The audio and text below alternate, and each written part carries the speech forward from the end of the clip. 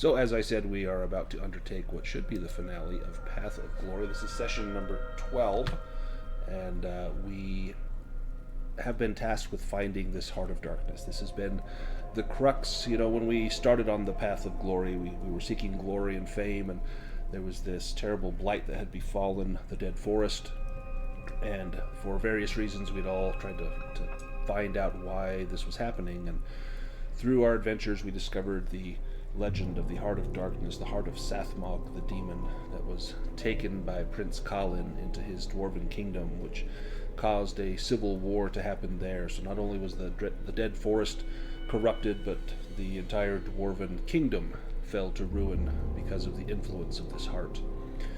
Seeking the heart, we discovered it was not in the dwarven kingdom, but that perhaps Colin had taken it out, and other forces were seeking it, notably Dakoth, a necromancer of great power.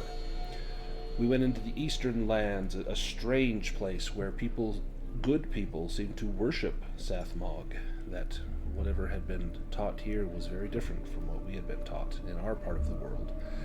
And we sided with some humans and some orcs who had risen up against Dakoth, seeking to have their own autonomy. And Dakoth's army of the undead beset the village of Stonemouth, where we defended the walls and protected the population. We then headed to Otag to seek Godvindel, our friend Tephilus's master, who had told us to seek him, that he would know how to destroy the heart. And Godvindel and Otag had fallen victim to Dakoth's undead as they sought the heart as well. And when we encountered Godvindel, he was a prisoner in Otag, and with his dying breath he told us that the heart was somewhere to be found, but that it had not been found yet by Dakoth. And he thought it was in one of three places, perhaps the island of Ishel, perhaps the hills of Kalin, or the Demon Tower. We went to the island, encountered some very nasty fog. Upon arriving at the island, we noticed that it had been picked clean, and in fact the small temple to an elven king of long ago crumbled as we entered, as the very ground tried to swallow it up. We then headed down to a crossroads. To the west was the hills of Colin, to the east was the Demon Tower. Using the spyglass as well as the spell Farsight, Orla saw at the hills of Colin a vast army, several hundred, 800 or more undead soldiers, as well as orcs and Dakoth himself. And he was excavating the hills of Colin, and using Farsight you were able to hear the conversation. And it sounded as though he had not discovered the heart there, but he knew that it must be therefore at the Demon Tower, and that he would send his army of undead there. He felt he could reach it within a day, and they are not far away from us. We have the upper hand, but we must hurry. The orcs he sent to go and burn nearby villages. We have to try and get the heart before he does. If he gets it, there is no hope to save the Dead Forest, and that corruption will likely spread throughout the entire land. And so where we left off, we were in the eastern lands. You can see on the map here, we are in between the hills of Colin and the Demon Tower.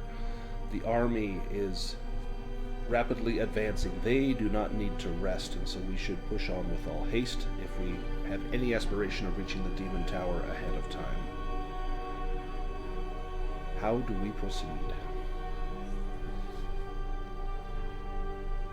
I guess I've told them all what I saw and what I heard, and I say we gotta get our skates on. We gotta stay ahead of them. I think we should proceed with haste. Yes. Anyone object to that? As we begin to follow the path of the river that we know will take us up near the Demon Tower, the journey is difficult, not terrain, but the feel of Fangforan. We learned that this was once a forest filled with the songs of the elves, but it had been corrupted by Sathmog. and that now only demons and their ilk dwelt here. In fact, we encountered some demon spores that fell upon us as we traversed through Fangforan the first time. And we had a very troubled evening trying to sleep. As we arrive a little bit closer, we hear a sound, and it's a distant, chilling cry of pain is heard through the dark canopy of the forest. The scream sounds human, but the pain it expresses is anything but. Everyone give me a will roll or become scared as you hear this terrifying sound. I'm gonna use Fearless. Okay.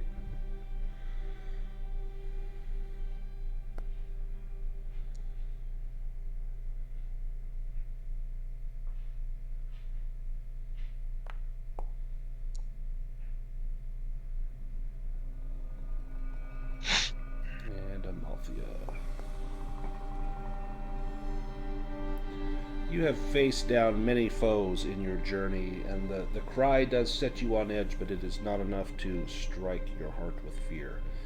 Do you investigate that sound, or do you press on?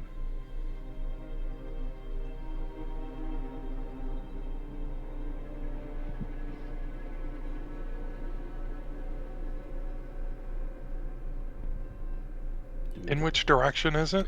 It is coming from the east, near the foothills of the mountains. It is near our path. We could try to avoid it.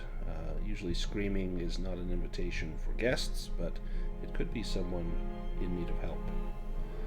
Or it could be bait to lure us into a trap.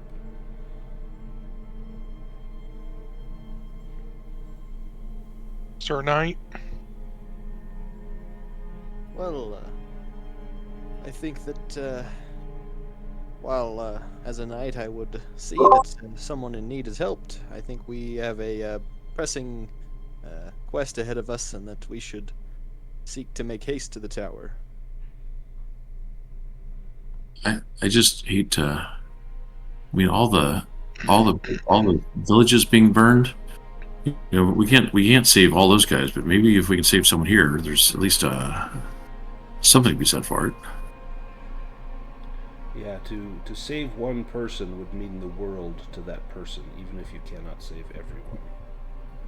What would Orla do here? She is kind-hearted.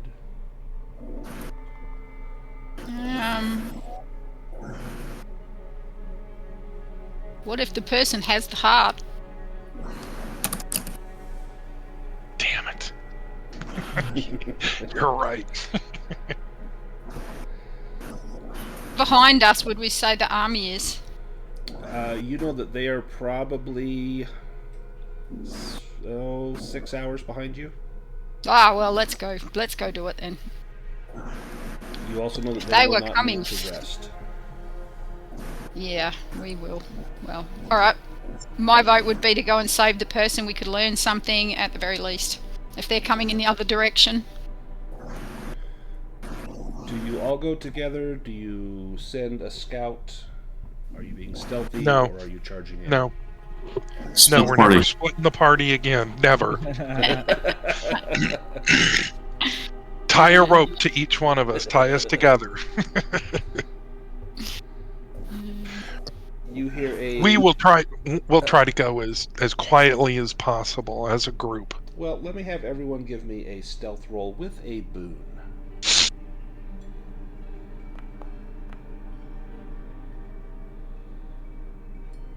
Or sneaking roll, excuse me. You all knew what I meant. No, because I just played 5e 2 days ago, so I don't see stealth on my character sheet. I get a bit confused going back and forth. Where's the book? I had to try hard, but I've managed to fail. Yeah, with a 19 or a demon. So, Amalthea and Cornelius, you both fail. As you get closer, a blood-curdling scream of pain echoes through the forest gloom. Much as you heard before, only significantly closer now. It is clearly coming from the throat of a humanoid creature. The scream is repeated several times. As you draw near, hanging between the tree trunks in the forest are two young men and an older woman. They're all wearing the sigil of the Knights of the Immaculate Flame that you have recognized in your travels.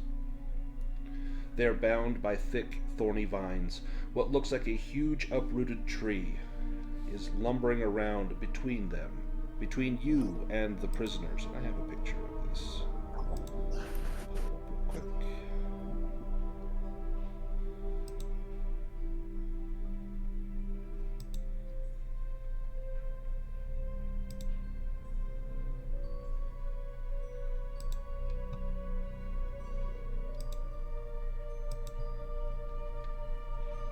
It is whipping the prisoners with a vine-like protrusion. Two of the prisoners are staring back at their captor, their ice-blue eyes burning with pain. The third hangs limply from his fetters.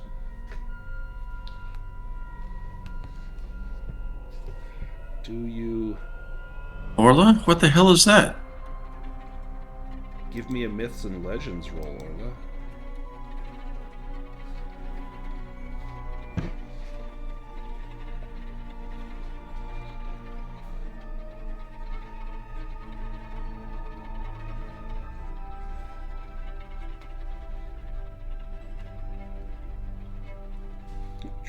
Tree face. Can you hear me now? Oh, now I can hear you. How about a Myths and I don't know. Legends? Can I do bushcraft? Might I have seen something like this in the forest before? I'll give you Beast Lore instead. Okay, I might as well go You Myths and have Legends. definitely not seen this in the forest. Myths and Legends it is. Would you push that, or are you content to know that it's something terrible? It's something terrible. It Yeah, is I'm not going to push absolutely that right now. Something terrible. It looks to be a tree, but a twisted and gnarled tree with thorny branches jutting out in every direction. Can I ask? Yes. We have the three prisoners who are bound. So the Knights of the Immaculate Flame are the prisoners? Yes. And the person fighting them is... That's Who? gonna be you in a minute if you choose to fight. That's what the. Oh, picture's okay. saying. Oh, okay. Yeah, So there's sorry. just the three people tied up. Yep. Okay. Yeah. No one is Yep. fighting this creature. They are all Right. bound. Great. Thank you. Do you intercede? Absolutely. Well, I think we need to go to the battlefield map.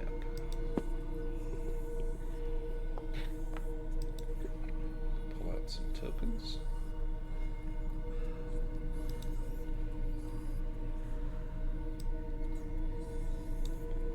Amalthea, Fade. Sir Cornelius as Beast Lord did succeed. Yes, just as we're approaching, Sir Cornelius is going to think back to all the things that he's fought and see if he can determine some sort of weakness that this beast might have. So you have never fought this beast. However, with your successful Beast Lord roll, you notice that the Worldbreaker Greatsword begins to vibrate on your back as though it thirsts for whatever this creature, whatever its essence might be. Well, I will tell Fade. I believe this is some sort of demonic creature. Perhaps your banish spells will work here. Oh, that would be wonderful. Let's roll some. Oh, let me shuffle the deck, and then we can roll initiative. Of course, it's number one. Because I believe I'm dead last. Oh, no, I'm not. Not quite. Oh, No, see, you really got to believe in yourself to be dead last. It takes effort.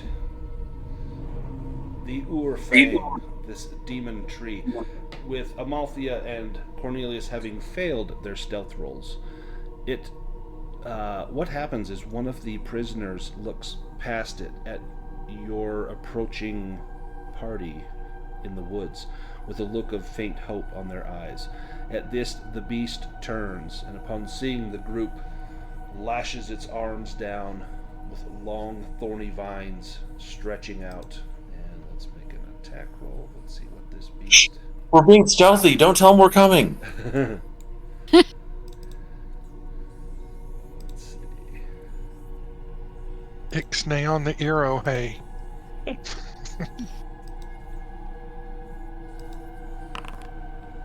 Hang them high. The Orfang extends a long branch and wraps it around an opponent's neck. The attack deals 2d6 bludgeoning and an additional 2d6 bludgeoning whenever it is the victim's turn. The victim cannot move or perform actions that require body movement, except trying to break free, which requires a strength roll. Others can help.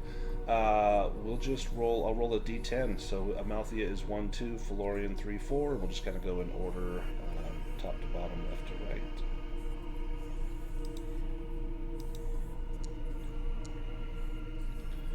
Ten is Orla. Fast footwork. I would Fast. say that I'm pretty low on will points, but I can do that.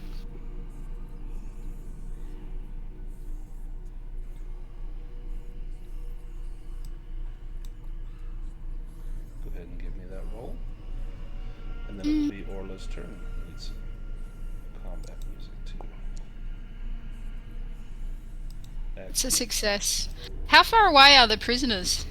The prisoners are probably like over here, kind of the top corner of the map. Okay. In fact, I can Without- put a token there. I drop Mr. Bones up here. That's the prisoners. Just when I look at them, do I think if I could get the 2 live ones free that they could help us? Give me a quick healing roll.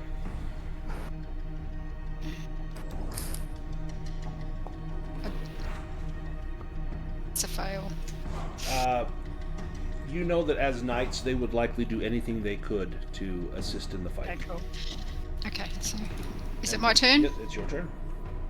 Okay, so I'm going to begin moving around the creature.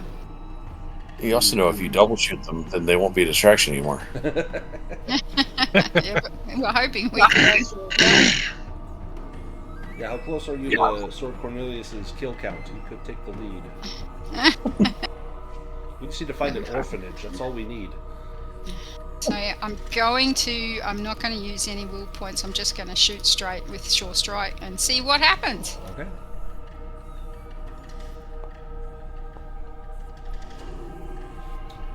So I hit. That is a magical weapon, but you find that it only does half damage against this creature. Yeah, I should have set it on fire. And it has armor. So half is 9. It takes 3 points of damage. Sir Cornelius. Well, I will approach the beast and take a swing at it.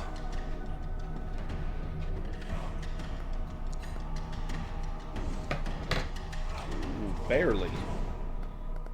Now you're using Retribution. You don't want to use your World Breaker? No, I want to have my shield out, so... Okay. Slashing damage seems to have full effect, but it does have armor.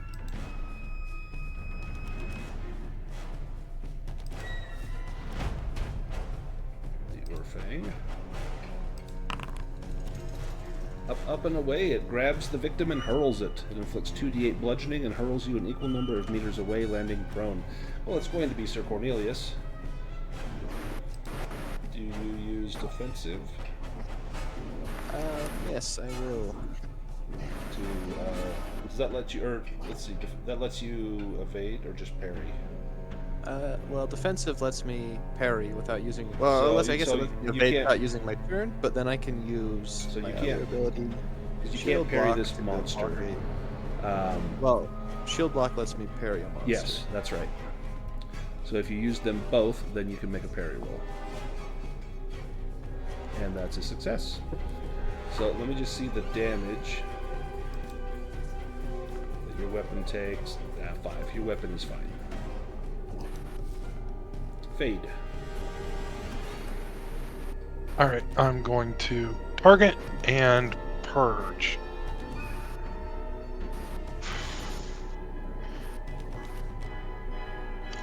Yeah. What's your I'm not- skill, like 17? 16. 16? Oh, shoot. Yeah, and I can't. I've already got 3 conditions, and we're not going to get a rest, so I'm going to move. Phelorian. Well, I hope he's. I'm really gonna have to hope this willpower goes well, but I think we're all in a bit of need here.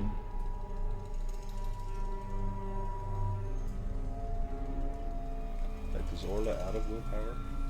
Close. Not quite. You have 2. Yeah.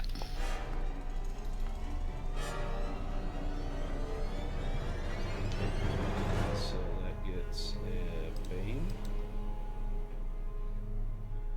And it is a 15. Oh, nope. It saves. Okay, Amalthea.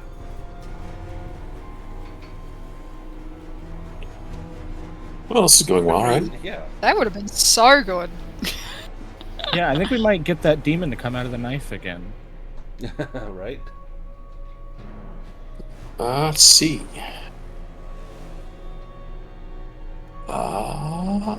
We saw that the arrows only did half damage, even though they were magical. Yep. But the sword did full damage. Alright. So definitely I piercing is thought- half damage, slashing is full damage. Yeah. We shall. Can you backslash instead of backstab? I would think so. I think you could make a backslash. I like that. We'll use backside. I'm going to use the Tears of the Maiden in a slashing fashion. Yes. So a D8 and an extra boon. And if you have assassin, you can use that as well. I do not have assassin.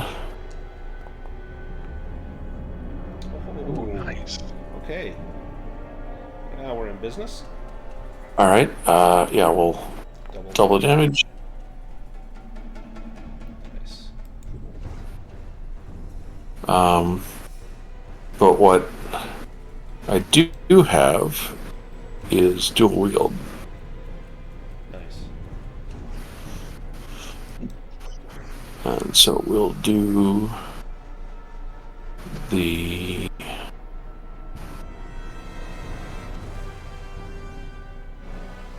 Masterwork Dagger. This is with a Bane. Nice.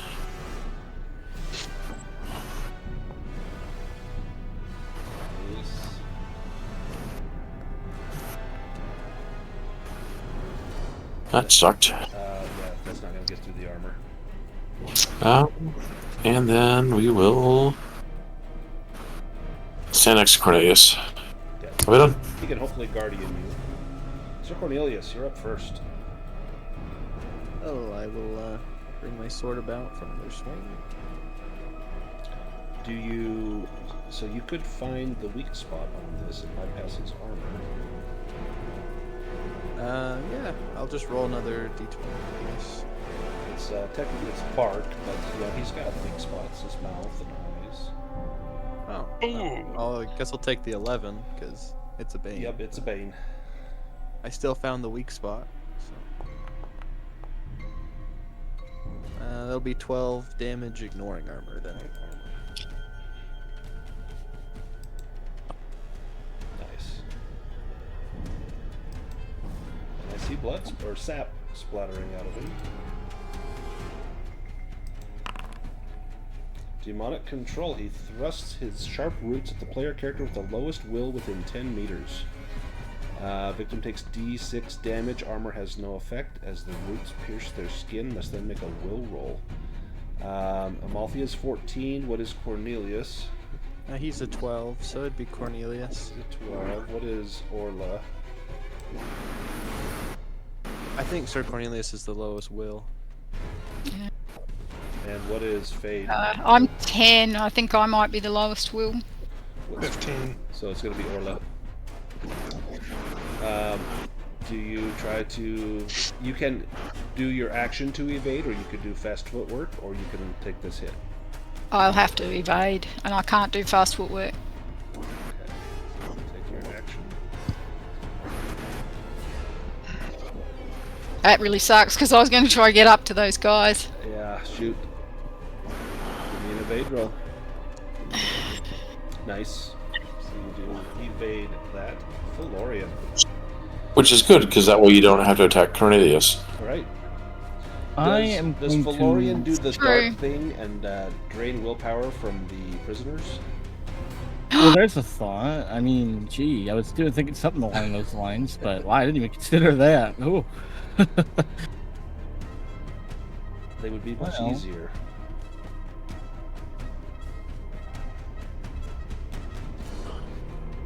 Also, what he can do, and the spell literally says this, is he can use it on himself.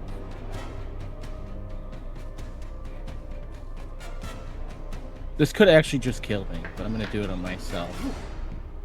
These people could be allies. What? So you don't need to make a willpower roll. It's on yourself. Nope. This is a willing sacrifice. Oh, Oh, 10. Orla desperately needs some, so I will be happy with that. It's amazing. Oh. And you drop. Oh my god. How many will points do I get from that? Does anybody else need them? I've got 10. I think that was Florian's dying act. Yep. Cut his hand off, quick. Yeah, loot his body while he's still warm. Wait, who has the dagger? Or Me. Okay. Yeah, otherwise that would be bad if Phelorian had it and dies. So Phelorian is down and dying. The dagger is why I did that. I do not want that white anywhere near us. Yeah, as soon as that willpower ends, then the dagger pops right back up. Amalthea's turn. Amalthea hits. I'm going to assume that was in a slashing. Yes, it was. Slashing fashion. Yep. And then Amalthea bravely gets the hell out of here. We'll need an My hero! Nice. So, Fade, you're up.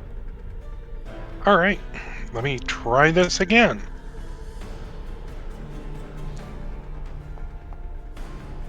Wonderful. That's better. No. Well, that is without armor, so that's not bad. We'll take it. Orla, We'll let Cornelius finish him. let's see. Orla, you evaded. Fang's turn.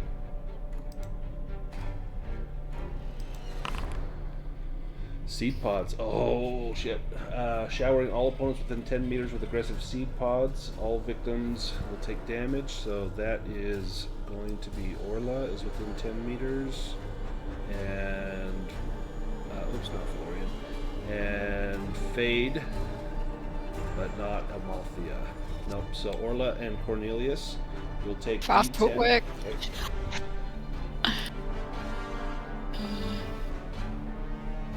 Nice. Cornelius, do you take the hit? If your armor blocks it all, nothing else will happen. Yeah, I'll take the hit. 7. Your armor blocks it. and Fade or no? No, Fade was... oh, wait. Yeah, Fade was Fade within 10? Yep, Fade is... Yep, so Fade, do you take the damage? I think you have to. Yeah. Yeah, thank you for reminding me. And 5 damage for Fade. And you need to give me a Constitution roll. And this is the poison potency roll here. Potency 12. And the Urfang failed, and you passed, so you do not take the effects of the paralyzing poison. looks like a dragon. But, oh, you were finding the weak spot, so that's not a dragon. But it bypasses the armor. That is a monster hit.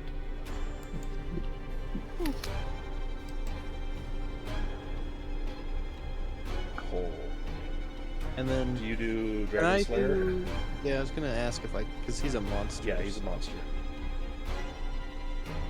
So that's 1d8. Yeah.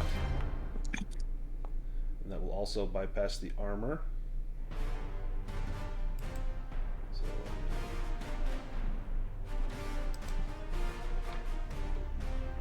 and he drops.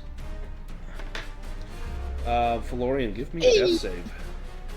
So I will do that, but on that note, I had completely forgotten, but I've still got my hand. Oh yeah, we didn't have your hand I don't think out that here. died. Yeah, I just totally forgot that. That could come in handy. Like badum-bum, like pun handy. Yes. Very handy. Here comes your hand. Mostly because I've got a very good potion on me that we discovered last session. So that death roll failed. Let's do Amalthea, Fade, and Orla. What do you guys do? I think I jumped over Amalthea and made Phelorian roll his death save there. I'm gonna do a start a stretch rest. Okay. While Phelorian's dying. Florian. Nice. Let's see. I guess I will dash next to him. Okay, That's my. that's your turn. What about Orla? I don't have a healing potion or anything that I can be useful with, so I'm going to go and free these people up here, Okay. if that's okay. Or I might just ask them first, who are you allied with? Just before I let them go. We are Knights of Eladane. We serve Godvindel. Beautiful, then we're on your side and you need to help us, and I cut their bonds and get them loose. Got any healing potions? Oh, if we had, we would use them for ourselves. In fact, they can hardly even stand. They are so wounded. Amalthea, your turn. All right, I'll use Lefthlith. I've also got a potion in my pocket that does 3d6 health. That's fine. I'll use Lefthlith. I keep forgetting I have it. So that does heal wound at power level 2. Yep. Oh. So that's 3d8. Yep.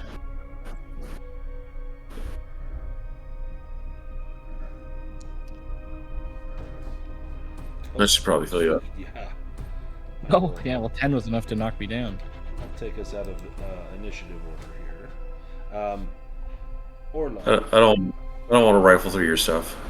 Well, Fade is resting, and Amalthea is helping Cornelius, or helping Phelorian back to his feet, and you untie these people. There's a woman, introduces herself as Ulthara Barshield. Her living comrade is Valiant, and the dead one is Johann. Was Johann. Was Johann. We are knights sent by Godvindel to seek the heart, and as yet we have not been able to find it. I thank you for your help. I want to know why you have come to Fangforeign. This is no place for the living.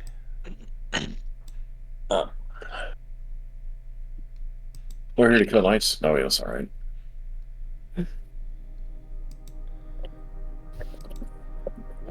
What brings you to this part of the world? Same as you. Find the heart, kill it in the big thread. She lights up. Her eyes glow with appreciation. We skip the part where we're being tied up by maple demons. Well, other than that, we are on the same quest. I have been sent a few weeks ago. I regret that myself and Valiant are too weakened to be of much help, but I can show you the secret path to the tower. It will spare you much grief. Well, that would be amazing. I'm sorry about your friend, but we need to get going. With less than 6 hours behind us is a vast army, so... So you will not need to make any bushcraft rolls to get to the tower with their help. If anyone needs to do a stretch rest, this would be the time. Fade's already taking one. Same. I've already taken mine from before. Yeah, me too. I can have a round rest. Yeah, I'll do that. Do Well, you? Oh man. if you are truly Knights of the Immaculate Flame and you serve Godvindel, then you now owe your allegiance to that one. And Sir Cornelius will point at Fade. Haha, it's true. What do you speak? Well, I was there when Godvindel died at the hands of a white, and he entrusted the order to him to lead. They look back and forth between Cornelius and Fade, their faces growing grim and with tear-rimmed eyes. They speak. I sense you speak the truth, and while my heart aches for what must have befallen my master, surely he has left us in capable hands. And they go over and greet Fade with a warm embrace. Oh. Fade will return it. And tell them to get to safety if they are not able to move on with us. They point out the path, and do you tell them that the army is hot on your heels? Yes. We cannot go back. We cannot go forward. We will take our chances in the woods. We know these lands, and we will be cautious. We will live, and good Fade, we will see you at Otag when your quest is complete. And they bid you a farewell after they bury their friend Johann here in Vingforum. We're not waiting for him to dig a hole. Let's go. Oh man, don't even help. Nope. Just toss a shovel at your feet. Here you go. Orla just yada yada yada them. Right. As you journey, you see the tower getting ever near, and this is a good question, because you're in a bad position condition-wise, health-wise. Do you at all risk a rest?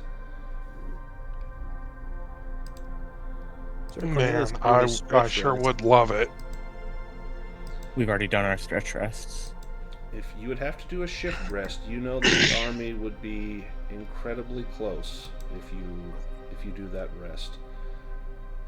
I don't see how we can. We would have to fight hundreds of people. Yeah. I think we gotta push on. I hate 6 the idea. hours would have them right on top of us, so... Well, at the very least, could we spare 15 minutes for Sir Cornelius to just get his willpower a little further up? For sure. I did my round rest. Oh, well, I got one, but, you know. And then I will pull out my memento and heal a extra condition. Oh, I never took my condition off.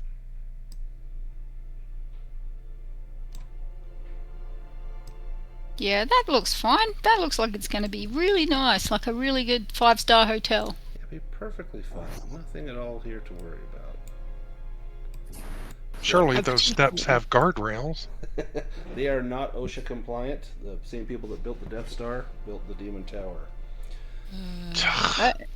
I like how the entrance looks like a gaping maw. The path along the mountainside is so overgrown that it is barely visible, and the bridge leading to the temple tower looks decrepit and highly unsafe.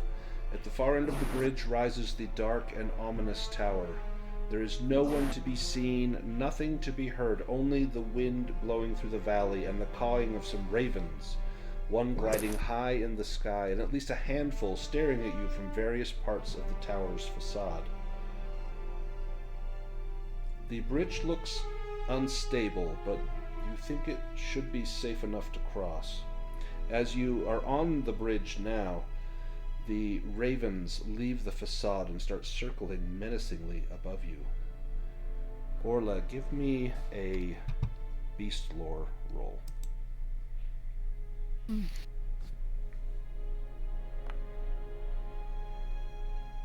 Excellent. You notice that one of them is larger than the others and has a bluish sheen to its plumage. And when you are halfway across the village, you hear it croak at you in an arcane and archaic dialect. Stop! You trespass on sacred ground. Turn back, go away, or die. And the raven All flies out. off. I was going to say, are you Tephalus's raven? Tephalus. Ha ha ha. No. Right, shoot it. Want to take a shot at it? No, I don't want to take a shot at it.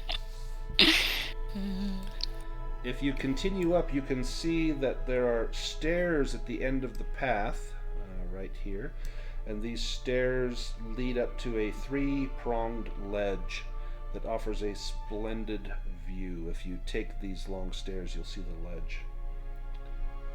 There is a sliver of sunlight breaking through the clouds, and it shines in, shining down upon the tower.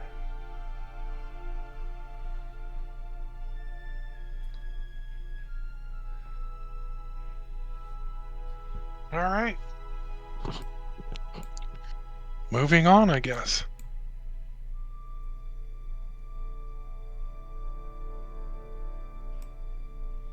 I'm watching for that blue raven again.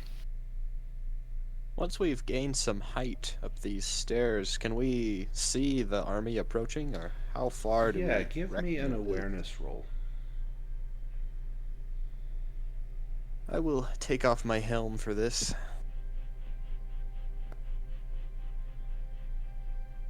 You take off your helm and you glance out, and you see Dakoth's army approaching the tower. Down near the base, not but 30 minutes away, they have made some unholy haste to arrive. You see the necromancer emerging from a covered litter carried by 4 tall undead, surrounded by an army of hundreds of skeletons. Accompanied by a dozen guards, he walks up towards the entrance. You see an air of arrogance and power emanating from Dakoth. The clock is ticking. So he's like really close then. Yeah, like 15, 20 minutes away. Some sort of haste has been cast upon his army. I'm up high enough. I don't know if this will work, but Sir Cornelius is going to take out his horn that he used to summon the dragon, and he's going to try blowing that several times to see if perhaps the dragon has some sort of far sight or hearing that might summon him to our cause. From up here, as you blow the horn, you hear it echo throughout the mountainous terrain, rippling off the mountains, and you feel confident that your call will be answered. But will it arrive in time? You notice here, Cornelius, where you stand, there is a demonic symbol of Sathmog right here in the stone. 2 sets of stairs lead into the tower. Can I go ahead and cast Gnome? Yes, it will take you, I think that's 15 minutes to cast. Yeah. Yeah, so I want to go ahead and do that now. Alright, let me pull out the gnome. And, Sir Cornelius, while you were over there, give me a Myths and Legends roll.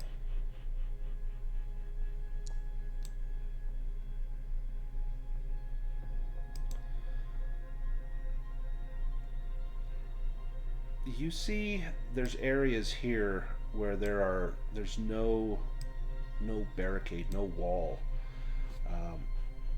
That it just juts out over the mountainside and has no railing, and you realize that this must have been a sacrificial site where innocents were likely pushed to their death.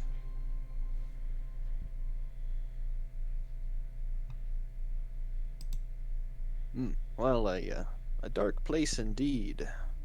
I'll take out the World Breaker and use that to defile this symbol with Amalthea and Orla. As you begin to scratch into its surface, there is a black tarry ooze that begins to bubble up from the symbol, and it sizzles and pops, and you know that you have disturbed some ancient ward or symbol here. This was no mere pictograph in the stone, but this was something of great power that you have now disrupted.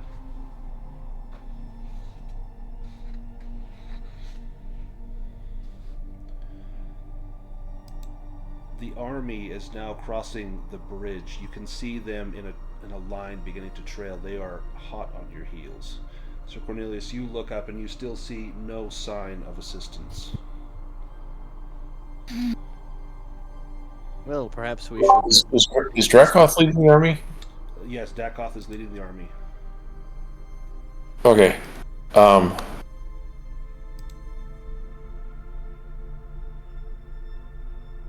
Like this little corner here, or actually where I'm at now, I'd like to set and hide a bear trap. Perfect. Give me a hunting and fishing roll.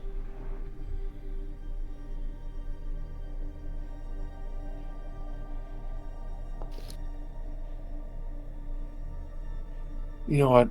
Oh, I should push that. It might buy you some time. I could help instead. Hey, how do you set one of these things? Now, am I supposed to put my foot in it? Is that how you keep it open? I'll let Orla do it, and I'll take it out of my inventory. Bushcraft? Hunting and fishing. Hunting and fishing. I wouldn't do it for an animal, but I will do it for that guy. And yes, you do. Oh. And you get it hidden. There's maybe some loose stone, loose gravel. You kind of pile around it so that hopefully it will not be seen.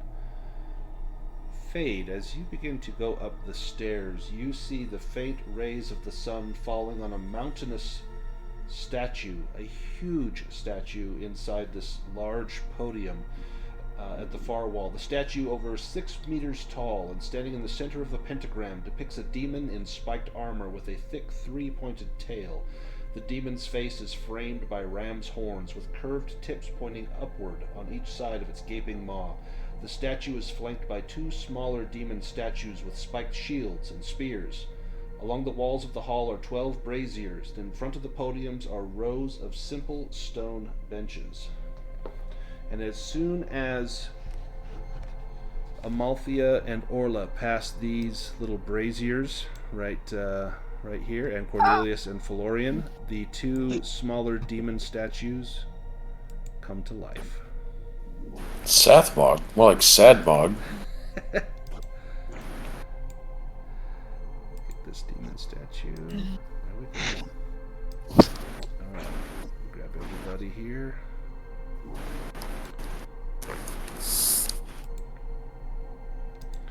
Let me preemptively shuffle those cards. There we go.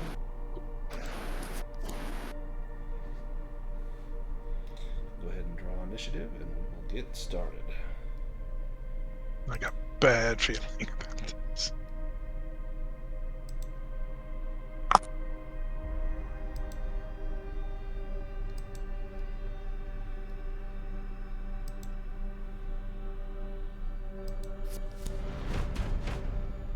Phelorian, you are up first. Oh well. Pretty low willpower.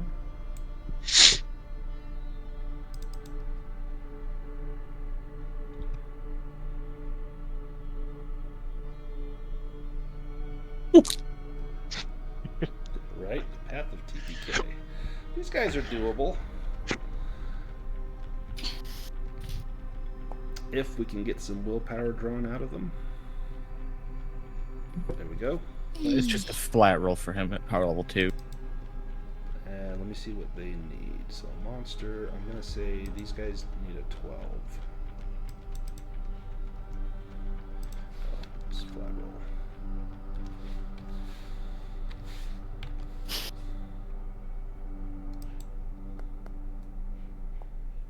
Bugger. Oh, they got it.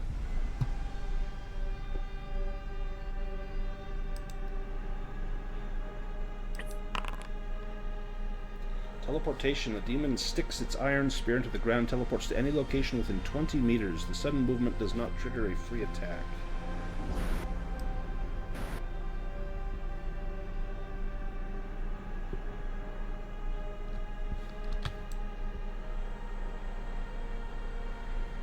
Sir Cornelius. Well, I will come around here and slash at this demon. Worldbreaker. That will have an extra d8. So 21 damage to this demon.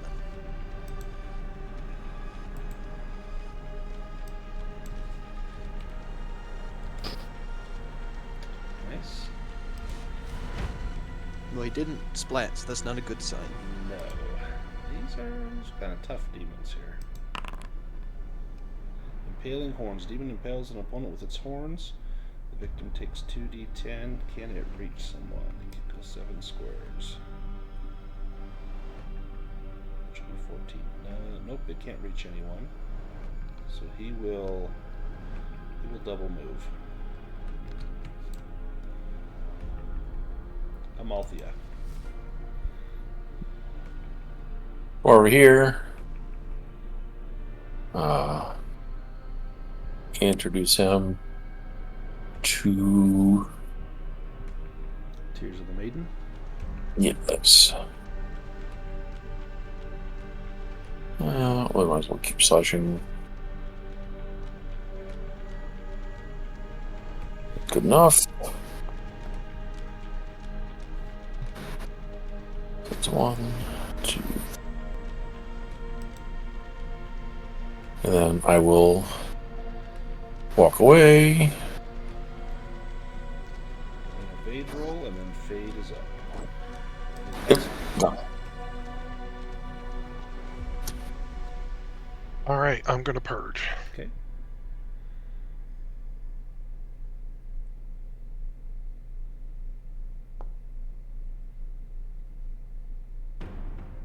Sweet. Nice. Yeah, good. Still no splat, but that was a good hit. Then you can move if you like. Orla, you're up. Oh, she does have the enchanted sword of the Great Sword of Bones, so perhaps I will hit this demon with the Great Sword of Bones and see if it perhaps has a good effect. Yeah.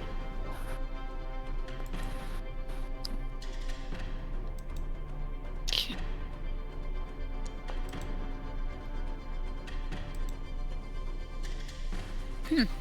7 points of slashing damage, and I'm going to attempt to evade it and move away. Okay.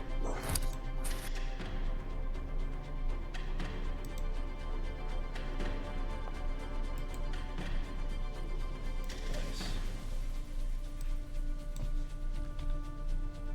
I mean, I know they can bamf and get us again, but Right. Nomeo. All right, Nomeo is charging.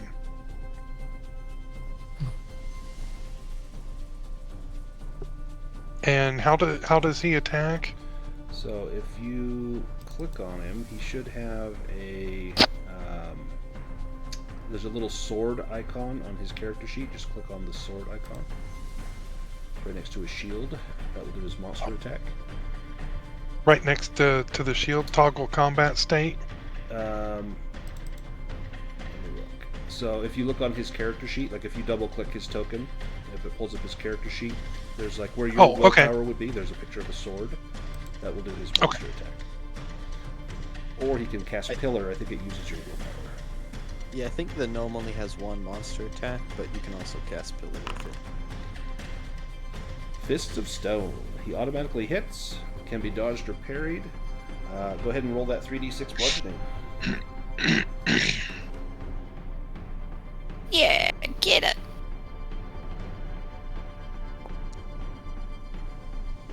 What? He said more. No, yeah, 3d6, not 1d6 plus 3. Oh. You can Oh, just good. click on the little gray Oh, dot shoot. on the thing. Oh, there we go. 13. Sorry, Oh, and you there was subtracted an one. extra. So Yeah, there was an extra dice in there. I apologize. that's it. Let's see, 13. And this is armor. 11. And still no splat. But oh man, it's like 1 hit point away from splatting. Dianys's hand. Okay, I think we've done this before. Can I have the hand give me a potion? Yes. And he will move to me, do that. Should ask those people we rescued if they had any potions. Oh no, we did. Yep, they had nothing. Well, they said they had nothing.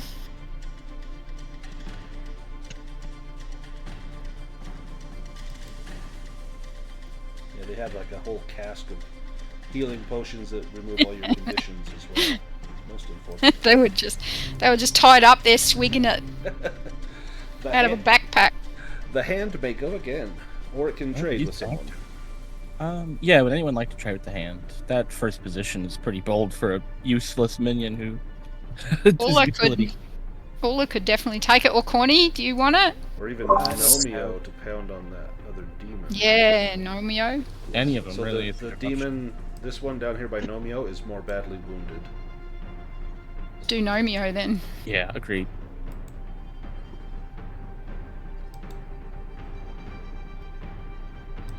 Swap with What are we Nomio. doing with Nomio? So Nomio gets to go right now. The hand is swapping with Nomio, so Nomio can attack. Oh, okay, wonderful. Let's do that.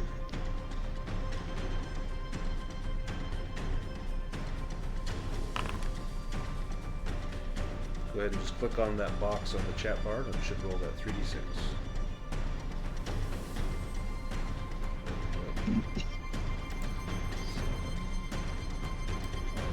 Some of that. But there's a little blood. I saw a little drop of blood there. And it's his turn.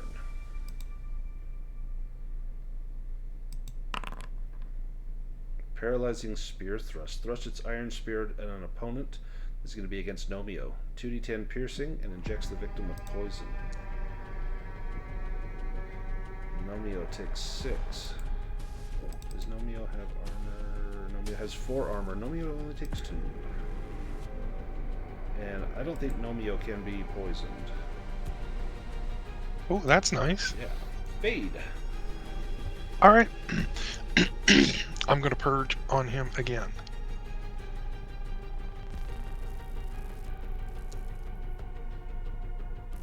Sweet.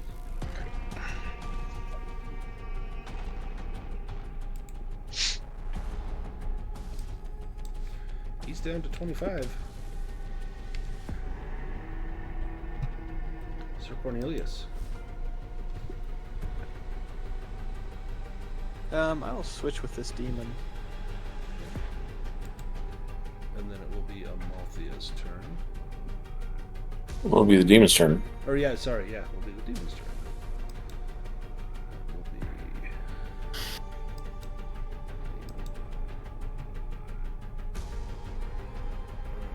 Guardian Demon's turn.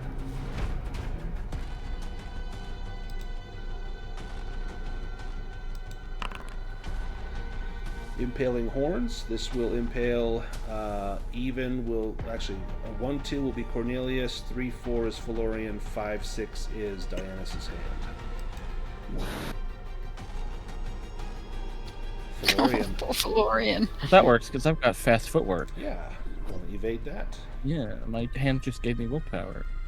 I just always think of him as our squishy person. But I mean, to be fair, I do have 10 constitution. Always bad for death rolls. You got it. Nice. Amalthea. Does fast footwork still let you move 1 square? Yeah, you can move 1 square if you like. It counts as an Well, attack. Why not? You I'm gonna climb up the side. Sweet. With a Hey, range boys. attack from elevation, I'll give you a boon. I don't have your range attacks. Hey boys, I'm I'm riding South Bog Lake using my little demonic bitch. Why don't you come get me? Give me a roll for that, like Performance. Yeah, Persuasion. performance. I'll let you decide. I'll take either one. I'll do persuasion. I was trying to piss him off and see if I can. Nope. Is this horn loose? It was a great idea. Oh well. You might I was improve your- hoping to piss him off so he would just charge me and give up attacks, but oh well. Great That's it. idea, just bad execution. Dianus' hand. Mind you, if you got to get a demon out the way, that was a good one. Uh-huh. Nice. He did it. Good boy. Hey! And I think he has 2 armor. So It's a symbolic victory. It's for morale.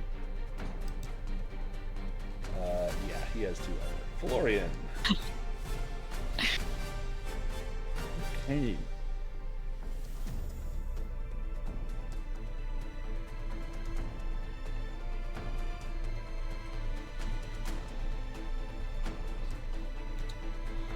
Nice.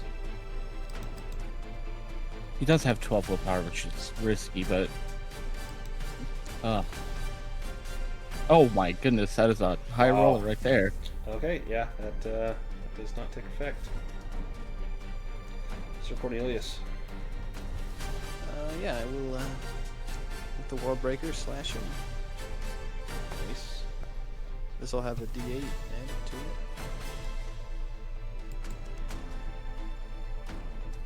So 18. So you can on the screen where you choose if you have boons and banes, you can add that extra damage to that, and then it will roll it when it rolls all the dice. Orla. I'm going to shoot at this guy. Okay. I think I'm going to save my will point, so I'll just go for a straight shot. The longbow. Nice.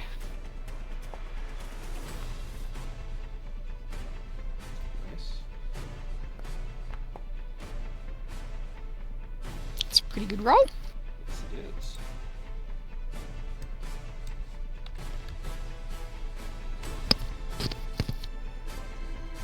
Go to round Might just 3. move a little further away. The demon. Shield bash. He bashes an opponent with its large shield. The spikes on the shield inflict 2d8 piercing. That's going to be against Cornelius, and the victim is knocked down. Do you? You could evade or parry if you use your shield ability, or take the hit. Yeah, I'll, shield block.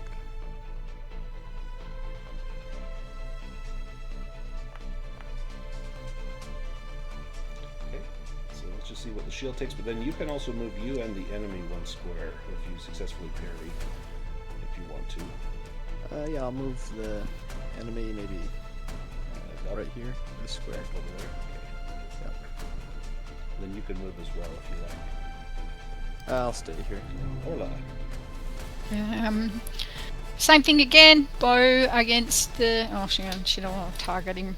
That'll be good. Here we go.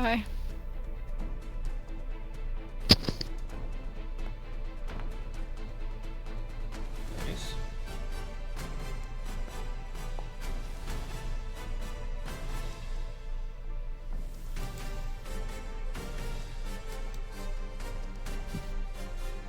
Even more blood. They're pretty strong.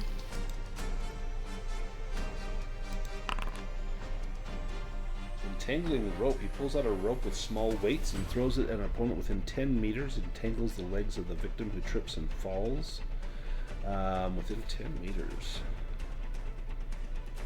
I don't think that's what it will. Nope. It could be Fade, Phelorian, Nomio, or Cornelius. So we'll do 1 Fade, 2 Phelorian, 3 Nomio, 4 Cornelius. Fade. So Fade. That is going to be, unless you evade that, you will be prone and unable to move or perform actions that require movement, except trying to break free. You can still cast your spell, you just won't be able to move. Do you evade, or do you let that tangle you up? Muted, Craig. Sorry. You do I'll have take an it. army of undead coming up those stairs. All right, let me, Yeah, I'll take it let me make and be you prone. prone. I get knocked down, but I get up again. Ain't never gonna keep you down. Amalthea. Can I rip the left horn off and throw it? Yeah, give me a strength roll.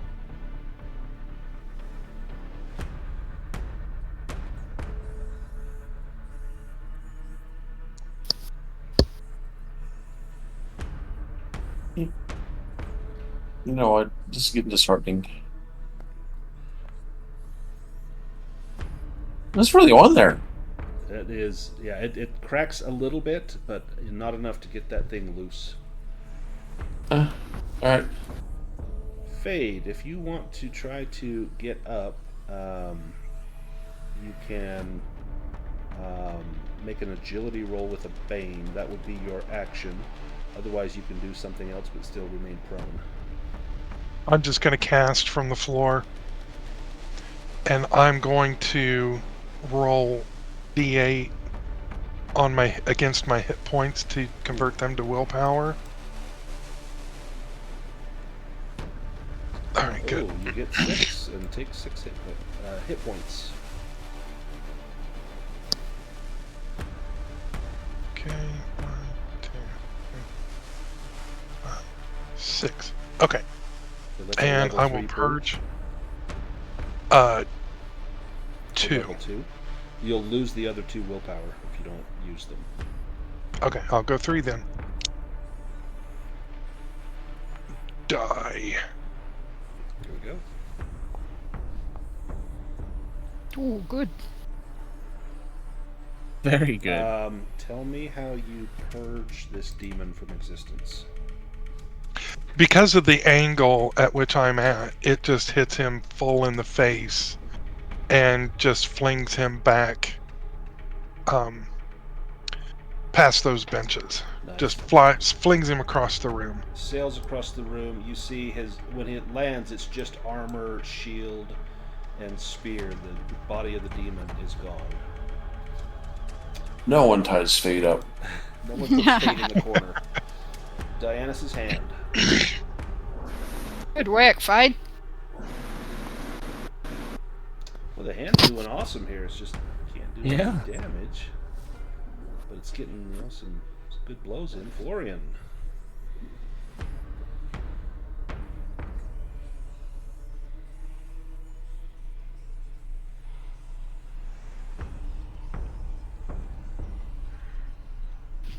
Oh.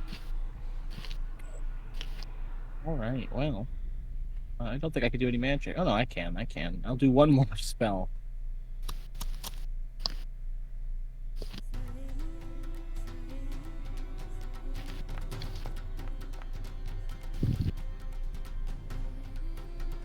This is a straight roll. Yep. 12. Mm. Rats. Nomio. Okay, Nomio is going to come over here. Nomio can move 4. Oh, 4. Okay, my So he can apologies. get 1, almost to there. He can get to 3, probably 4. there. Okay. Close, but not quite. Cornelius. I used my turn to parry. That's right.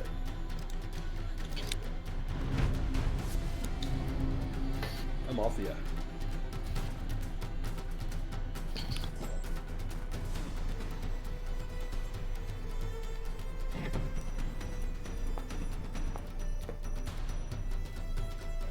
What, did dwarves make this? This horse really on here.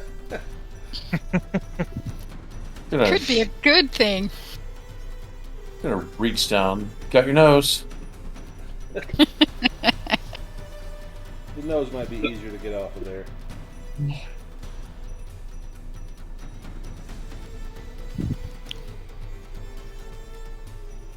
That's it.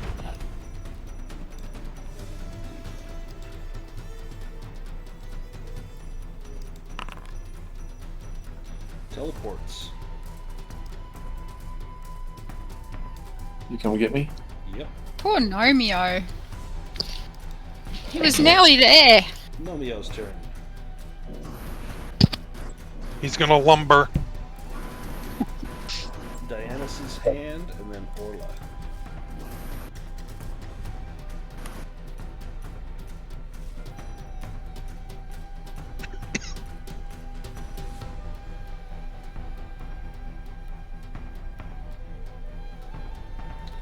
Is that me? Yep, that's you. Oh, yep. And then Cornelius.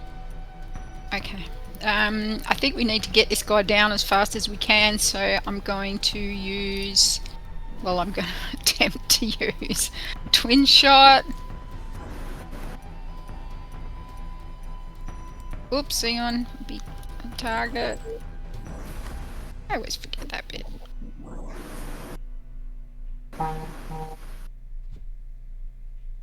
With a bane.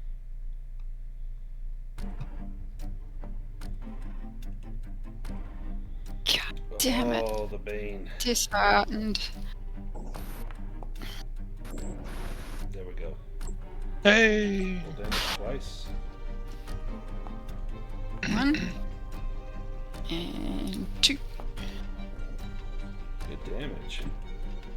Not so good the second one, but 26. Armor will block just a little bit of that. But he is splattered. Cornelius. And then Phelorian.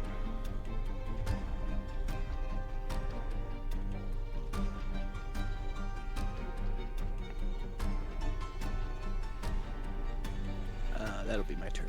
Phelorian, and then Fade. Okay, well, seeing that the coast is pretty well clear, he'll just come hang out. You go help Fade, who's tied up. Of course, you probably Oh, couldn't that's see... true. No, you could see him. You could see him laying on the stairs. I was in the room when they got trapped up. Yeah, I could get there. And then that would be an agility roll to try and get him out of there.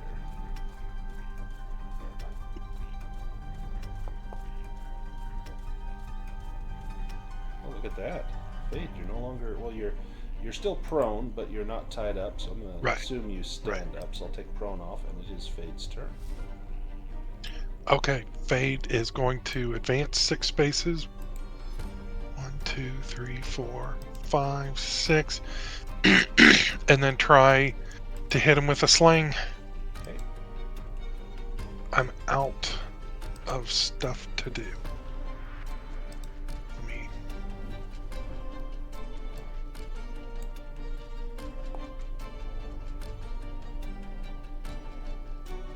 Now. Not pushing. Okay. Phelorian, and then Orla. I think I technically acted by... Is this a new turn? How did that happen? Oh, it is a new turn. New Okay. turn. New round. Alright, I will just move in. Is the demon on the same level as me or below me? Same level. He's up next to you on the head. Okay. Orla.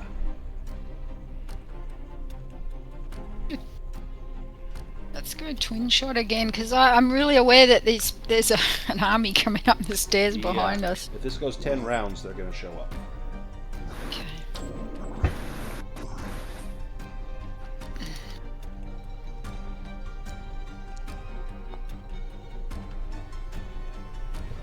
That's a hit. 1 and 2. Much better. Excellent. Assign some damage.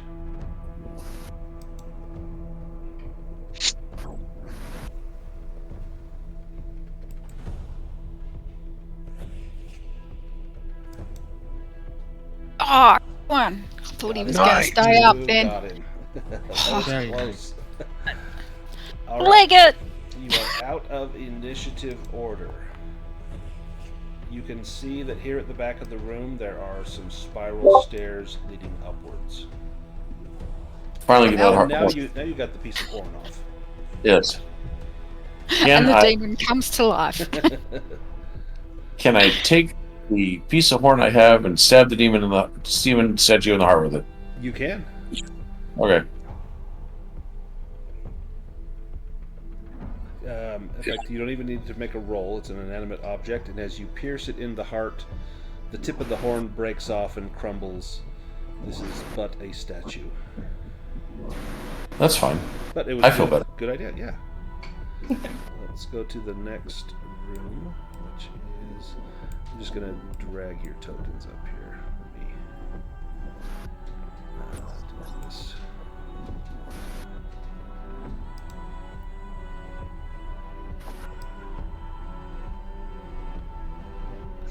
So, whoever...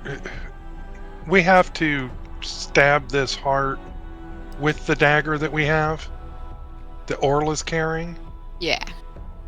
But we can't do it here. We've got to take it to the temple. Right. Fate is going to give Orla his Wayfinder ring, which allows you to teleport up to 100 meters. I actually was going to hand the dagger to Corny before the strike happens. I think. Wasn't that what we were going to do? Yeah, if we want to do that, I can try and take it to the heart. Yeah, I think that's... But I would have to give it to you at the right time, and then you could bamf. Well, before we go up the stairs, Sir Cornelius would be willing to take it. You'll lose 1d6 willpower when you take it. You said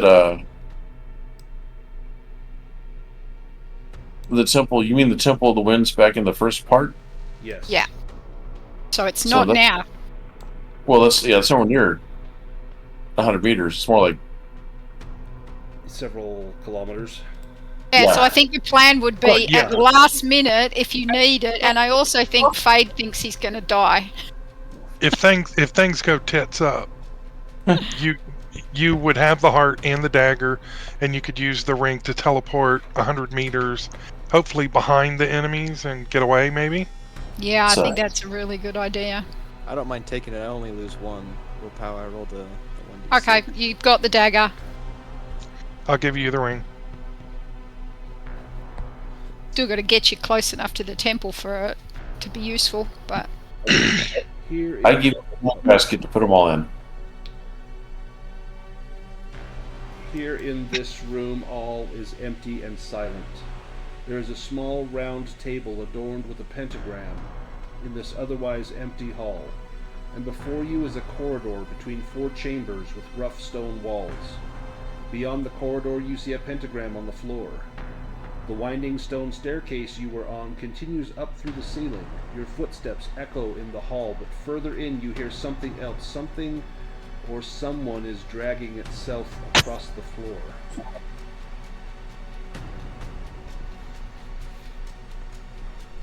is that in this direction over here where we can see That's the... above us, or Yes, it is coming from that direction with the pentagram on the floor. Hop down and have a look. I would never think the MacGuffin would be on the second level Yeah. of a multi-level building. I put my coat on the back of this chair to reserve it. Nice. There are several locked doors right here where Fade and Amalthea are standing. Is that where the dragging noise is coming from? No, the dragging noise is... actually, sorry, yes it is. It's Oh, coming good. from this room right here, right in front of Amalthea.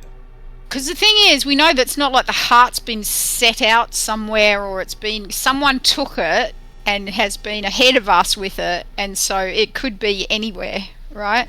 Yep. Okay, so we probably need to check. before we go. Amalthea pops the lock on the door. Yeah, his own. Yeah. When you open the door, this cell contains the remains of something that must have failed in its mission.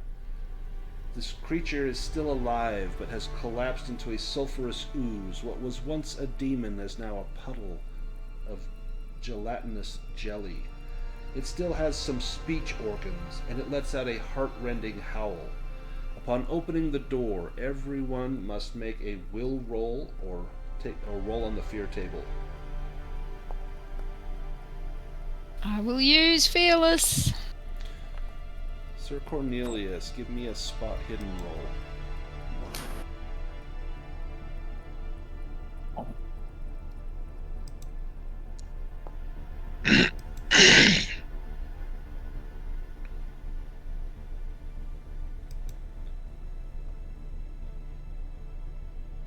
Sir Cornelius with the D. So Amalthea succeeded, so just Cornelius. Let me roll on the fear table for Cornelius. And you have just taken the dagger.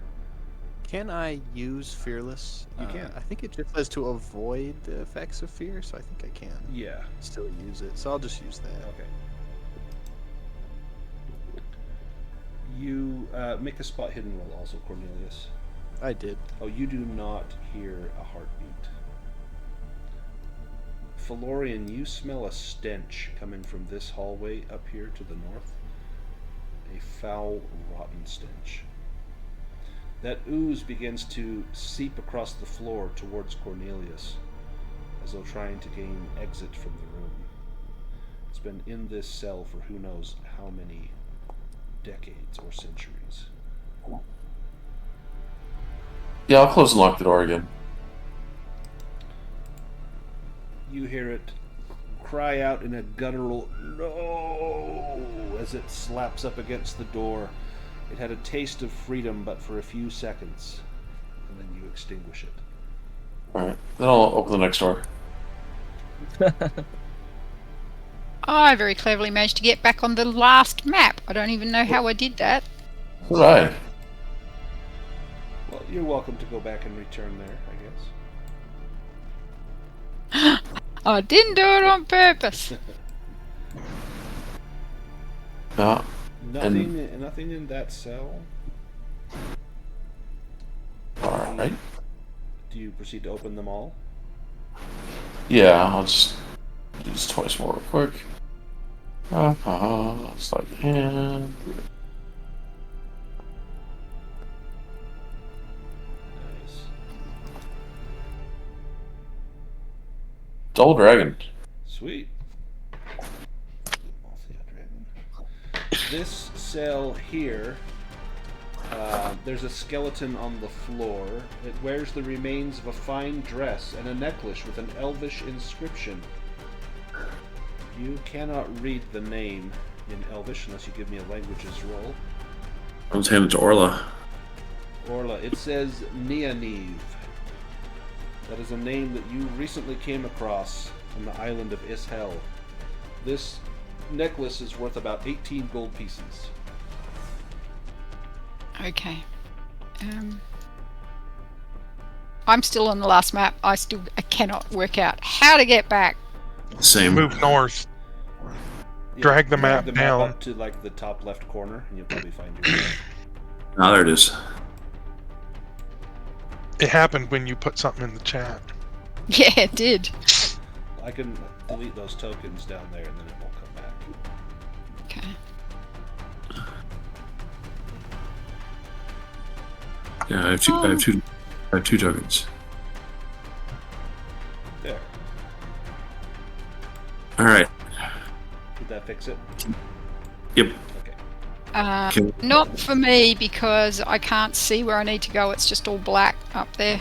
Wherever I am. I can't find where I am. Let me drop a new token for you, and I think it'll take you right there. Thank you. I have no idea what I did. I think when you chat, I think it goes to your character, and I think it just went to the the wrong one because I had multiple. But there I temples. am. Oh, thank goodness. Thank you. Yeah. Or even on this footbridge, Cornelius and Phelorian, you can smell the stench from inside the room ahead. When the door swings open, you are overcome with disgust. It is dark as the grave inside. The floor is partially covered in spruce branches and partially in moss, from which thin white mushrooms have sprouted. That seems to be all until you notice something gleaming on the far wall. Everyone that goes into the room will need to make a constitution roll or be dazed.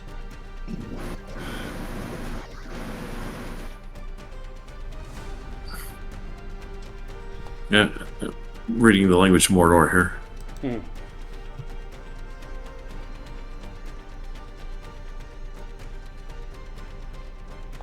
Oh, oops.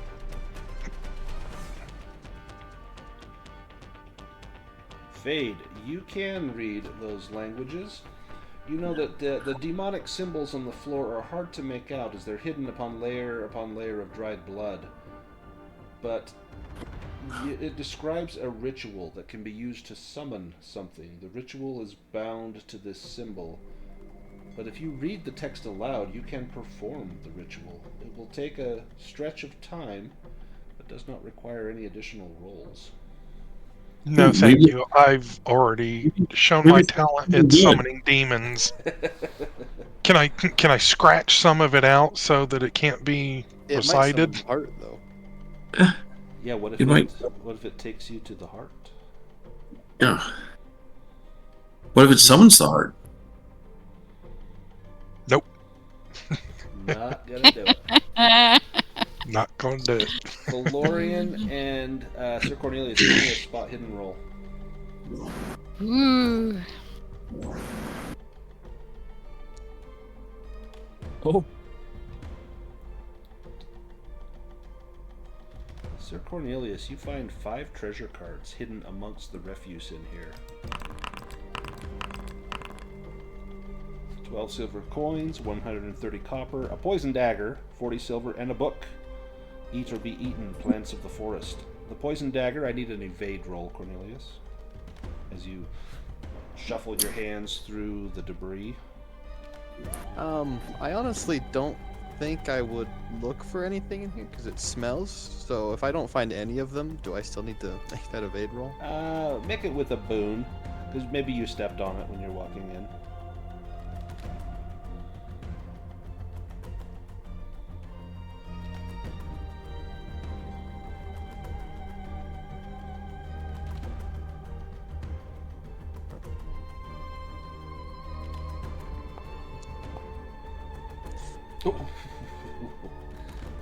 Okay.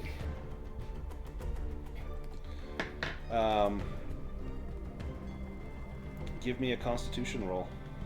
I'm just gonna use one of my healing potions, I think. I think that'll negate poison. That's a... I don't know if that does. Herbal concoctions. Yeah, herbal concoction, not healing potion. So you need a constitution roll to see if the poison has effect on you. And the poison, does it fail? Does it succeed? Poison fails. So you get tetanus or something, but it won't bother you for at least a few days. Maybe Orla can use her book and make up a potion that would work for that if we get out of here. Absolutely. Orla, where you are near that little footbridge that leads out to that smaller chamber, you hear another cawing sound as that glossy blue raven lands near the railing of that footbridge. It says, "Idiot fools! There is nothing for you here. Leave or die." And then it flies off towards the top of the tower. You can attack if you like. It will be with a bane, as this bird is small and swift. I'm trying to decide if it's a good idea or a bad idea. Oh no, I totally believe the raven. Yeah, I believe probably the raven as well. It's just annoying me, really.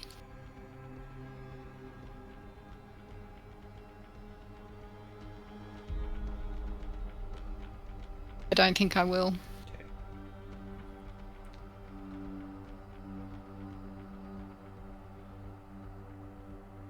There is nothing else of value in that chamber, Phelorian and Cornelius, other than just accumulated layers of grime and filth and excrement.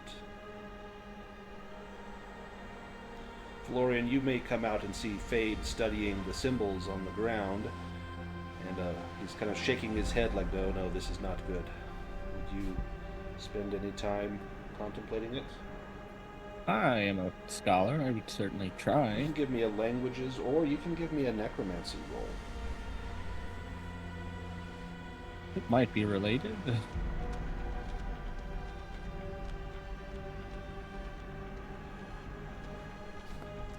Jeez. Yeah, you know that this is a summoning ritual described here. It is bound into this symbol. If you read this arcane text aloud, it will activate. It will take a stretch of time, which is 10 minutes or so, to enact. You can already hear sounds from down below. You hear the snapping of a bear trap and someone crying out in pain. Huh. Wait, I could enact a ritual with this. That sounds ominous.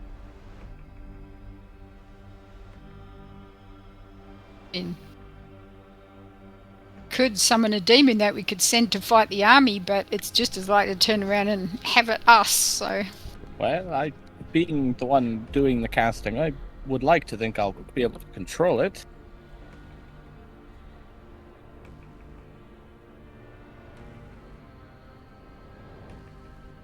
Can I read the symbols here and make a Myths and Legends roll? It would be a languages roll. I will use adaptive and make it Myths Okay, and Legends. and then you can do Myths and Legends.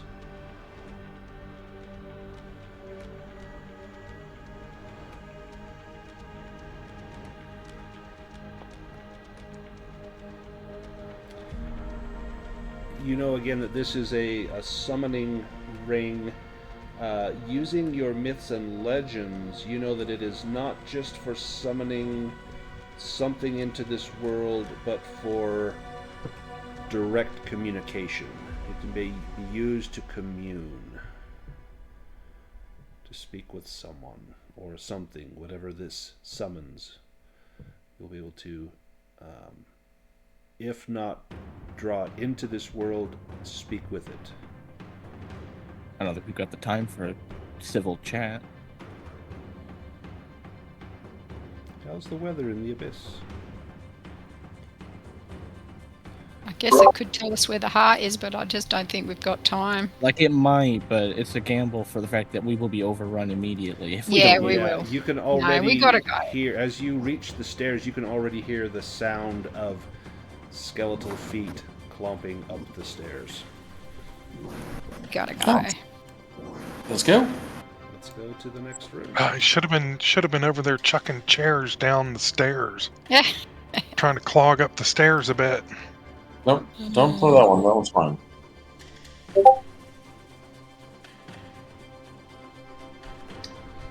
All right, what do we This- got? A round chamber, dark and desolate. In the center of the room is a wide spiral staircase of stone leading up through the circular shaft.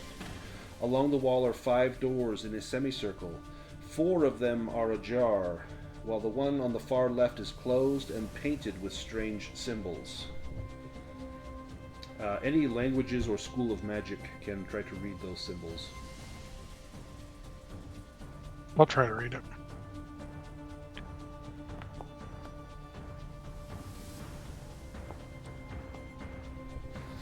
Obviously says open me. Say friend. The symbols describe they're warding symbols to ward or contain a person's spirit. Ah, Heart? Do we hear anything? Give me an awareness roll.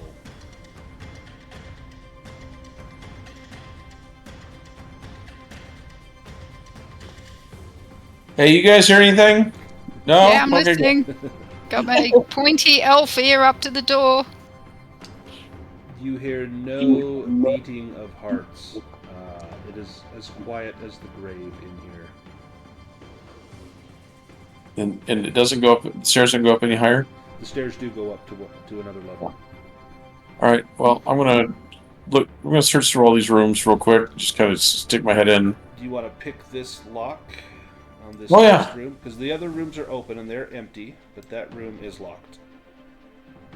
And worded with like basically, don't open this door Yeah. signs. Open. No. Tear off this mattress tag under penalty of death.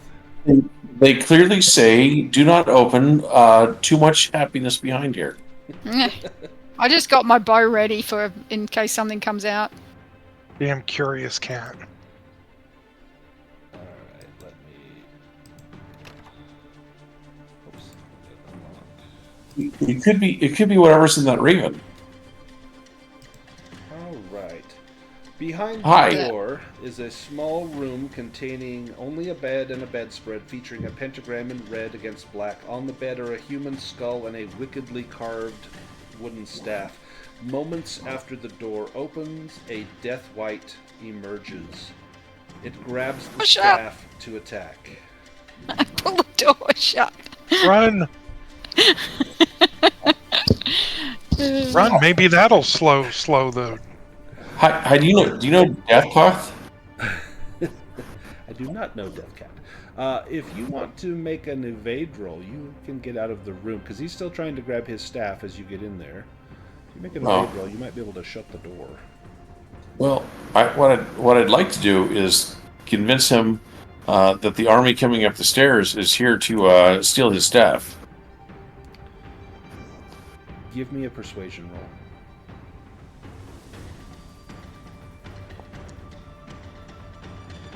Oh. 1. I am the High Priest, Garibalder. I was killed by elven assassins from Lumforan. I vowed to return for revenge. I have been placed here by Morgasa, the witch, that foul raven-haired woman. I will have my revenge against her.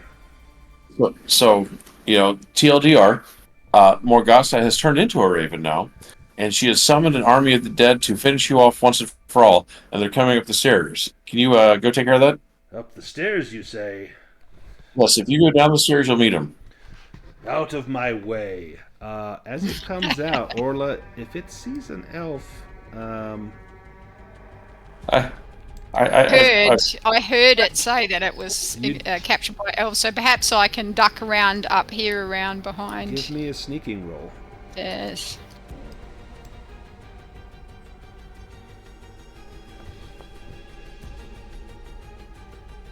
Okay.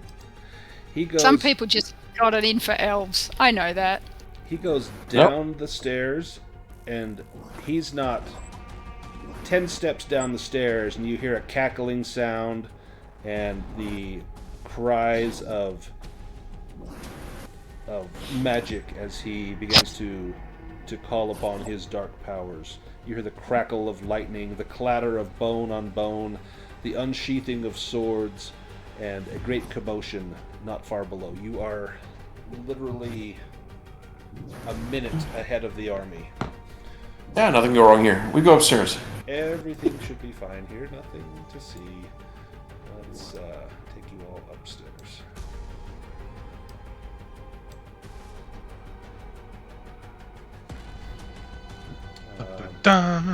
Alright, let me describe this.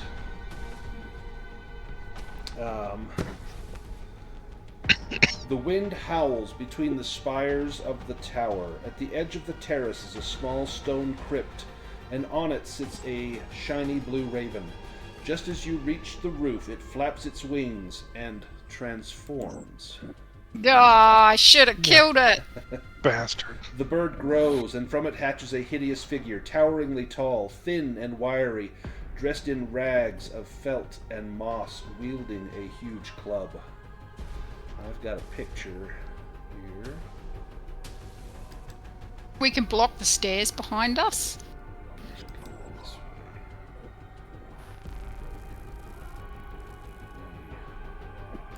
Could we put the gnome in the stairs, and then even if he gets killed, he'll block up the stairs? Yeah, if you wanna do that. He'll at least block it.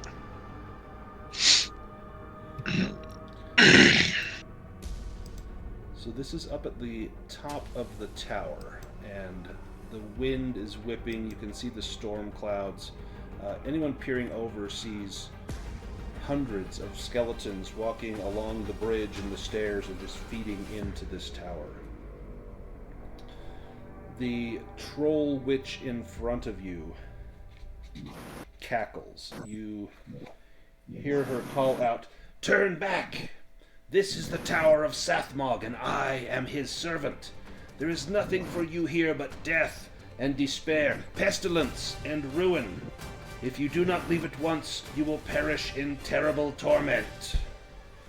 Very kind of you to warn us. We'd be happy to leave. Can we have a cart? You shall... No, it's a souvenir. You know, I climbed the Tower of Sathmog, and all I got was his beating heart. You shall not take the heart. I Hey! have been tasked with its protection. How about a kidney? Well, no, I don't think so. Well, at least we know we're in the right place to get it. She has not attacked you as of yet. I mean, how about we trade? Actually, you're the witch, Madriga or whatever. Morgasa. Morgasa, yeah, and you trapped the great warlock. What's his name? Downstairs. The warlock. Oh, the priest Garibalder. Yes, some of That my guy. finest work. Some jackass went and undid it. He was leading an army of skeletons. I think he's here against you. You should stop him. We'll wait. Who did this? His name's Dakoth. He's a Dakoth. wraith. Yeah, he was able to get in there without having to unlock the door. He was terrible. He once served the side of Sathmog and then turned away for his own selfish gains. Yes, well, he's coming up the stairs. He's leading an army. You should go put an end to that. But he We'll comes. wait. He comes for the heart. He cannot have it. I agree. If I leave, you will take it. No, we'll be the second line of defense against Dakoth. Give me a bluffing roll. Come on, dragon. You know what? Let's go ahead and get mad about this. Now listen to me, you stupid. Don't buy it. You will steal the heart once I leave. I cannot entrust you with its protection. We hurt you earlier. We saw you. We knew who you were, but we didn't hurt you. How We're much on your easier? side. How much easier are we to track down and kill than Dakoth and his army of undead? Orla, give me a persuasion roll. I like where you're going with this approach. Taking a more delicate approach here.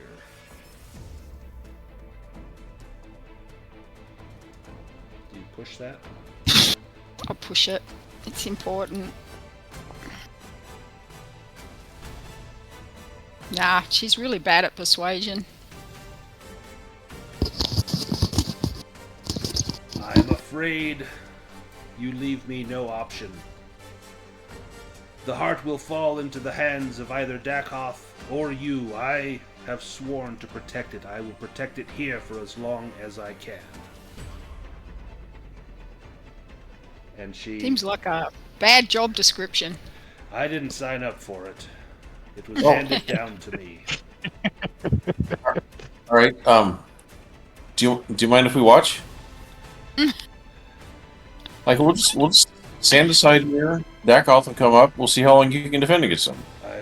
I got 2 golden Dakoth. What is Why do you seek the heart? Tell me that. Well, there is this ancient ritual trying to bring back Eladane and his dragon to the land to overrun all of and undo all of Deathmog's work. But if we can stab the heart in the Temple of the Winds, then Eladane never can come back, and Sathmog will rule for eternity. She looks confused for a moment. You say this will aid my master? Yeah, I mean this is the way to make sure that Eladane and his knights can never truly deal with Sathmog. They're all his heart will become part of the winds of the land. She looks at Phelorian. Does he speak the truth, wizard?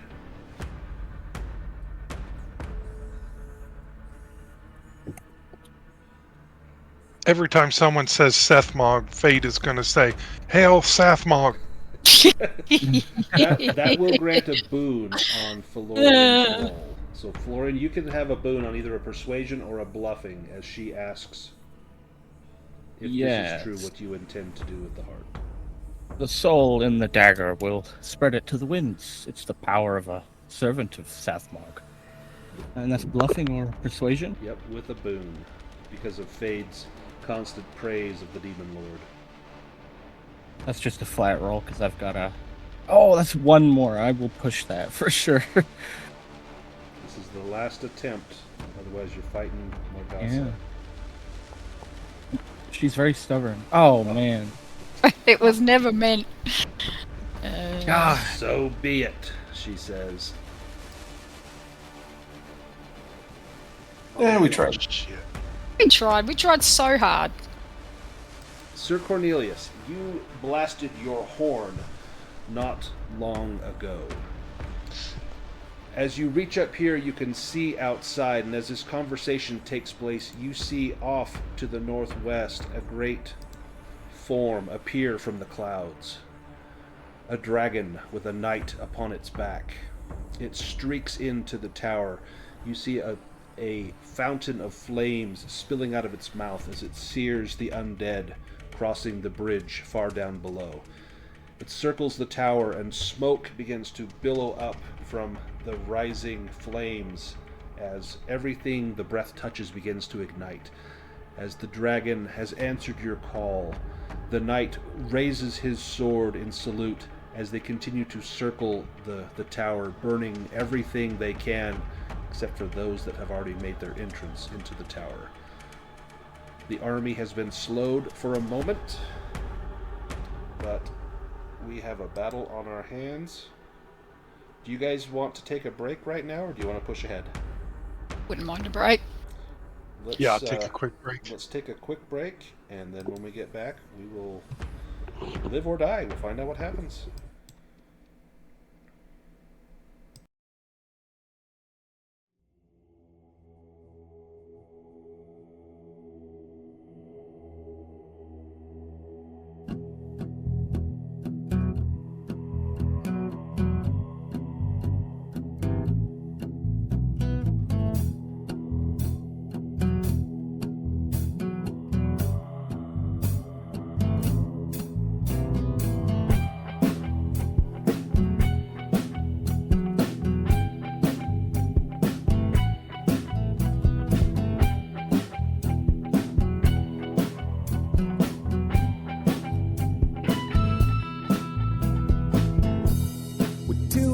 sword.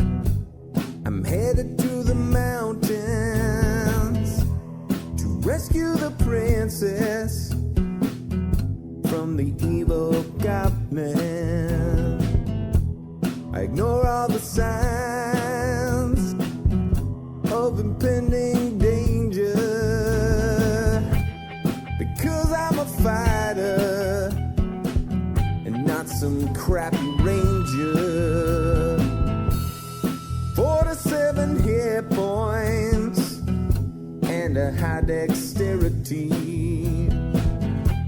17 for strength,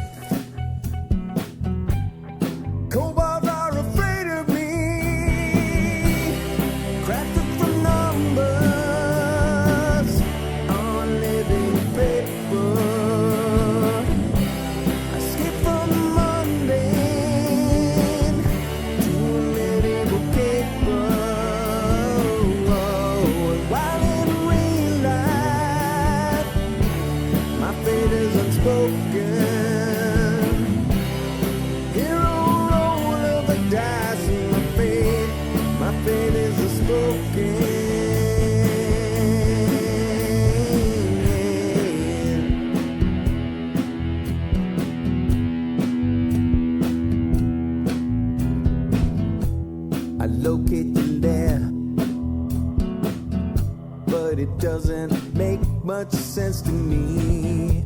I think that the DM might be out to get me. A hero in armor and truth, bards tell my legacy. The flame of my torch illuminates the enemy. I win in a battle, hewing foes asunder.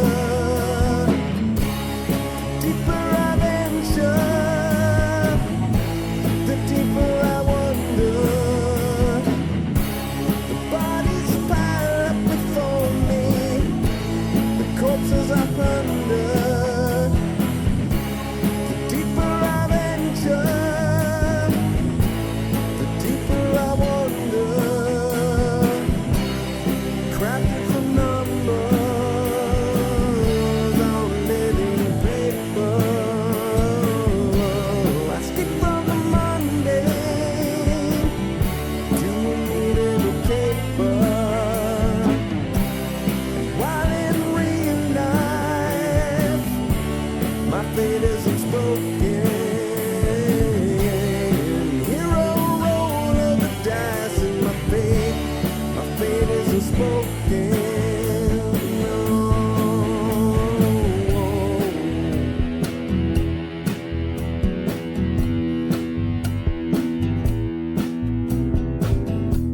I drink my last potion. I charge through the open gate. The flame of the dragon tried to seal my awful fate. With a handful of dice, 5 times I roll 20. The dragon goes down, the DM will bloody.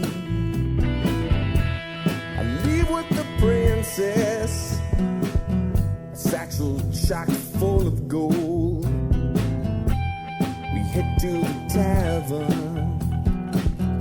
where my mighty tale unfolds.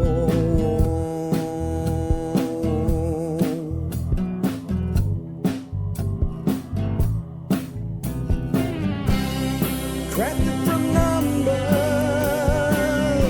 on living paper. I skip from the mundane to a middle caper. While in real life,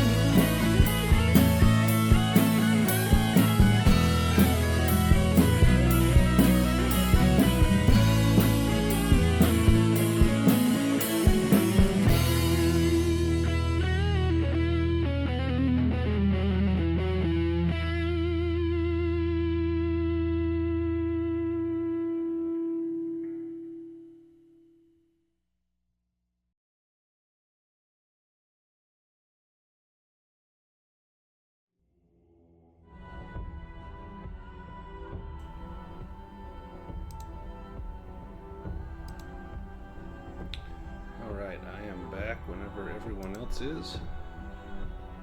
I'm here. Yep. Howdy. Howdy, howdy. All right, if you want to draw your initiative cards, as soon as we have those all drawn, we will get the battle going.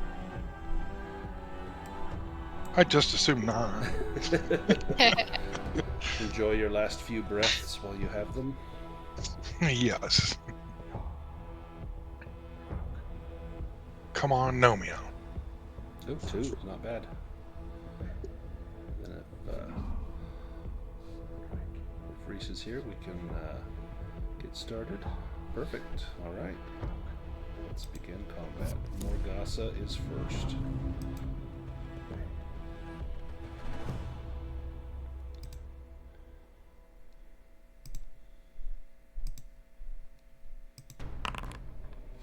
Hex. Morgasa hisses an ancient curse on the player character within 10 meters who has the lowest will. The victim must make a will roll to resist the curse. Cursed character loses 1d10 willpower and gets a bane on all rolls for a stretch. This attack think that's cannot be Orla. dodged. This is Orla. Yeah, this attack cannot be dodged, so you cannot evade. On the this. bright side, she's only got 3 willpower points left, so it's not like she's losing a whole 10. Well, whatever, it'll come out of your hit points. Oh shit, forgot about that. So make a will roll.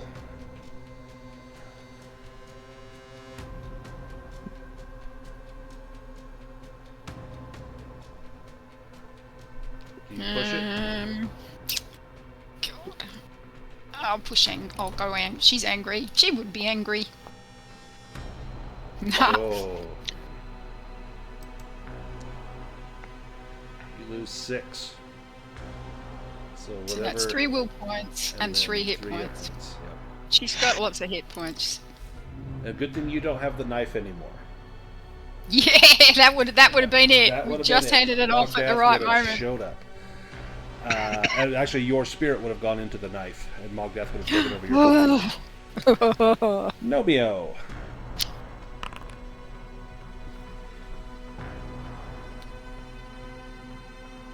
Go ahead and roll that damage. 8 Did she damage. die? No. So she has less than 100 hit points. So So close. close. And her turn again. Rotten breath. She blows her foul breath at an opponent within 4 meters. The victim becomes sickly and must make a con roll, now with a bane, or lose their turn in the round if it has not already passed. So, within 4 meters is Orla, Nomeo, or not Amalthea. That should be 4. Oh, it's because I took it from that square. Never mind, that's Amalthea. Yeah, I'm within 4 meters over. Yeah. So, well, turn off. 1, 2, Orla, 3, 4, Nomeo, 5, 6, Amalthea. Nomeo. Nomeo will, let me roll a con roll. It's going to have a 10. With a 9. Keep the high. Needs to be the 10. Oh, so close. No, that was close. So he will lose his turn in the round if it has not already passed, but he has already taken his turn, so it doesn't matter. And he cannot become sickly. Fade. All right. I'm going to start taking hit points. 6. Ooh. 1, 2, Good. 3, 4, 5, 6. Oh! Shoot. She's not a demon, is she? She is not. She's not undead either, is she? She is not. Alright, to hell with it. I'm going lightning bolt then. Yeah. We're out of doors, right? Yep. And unfortunately, Nomeo's going to take the splash.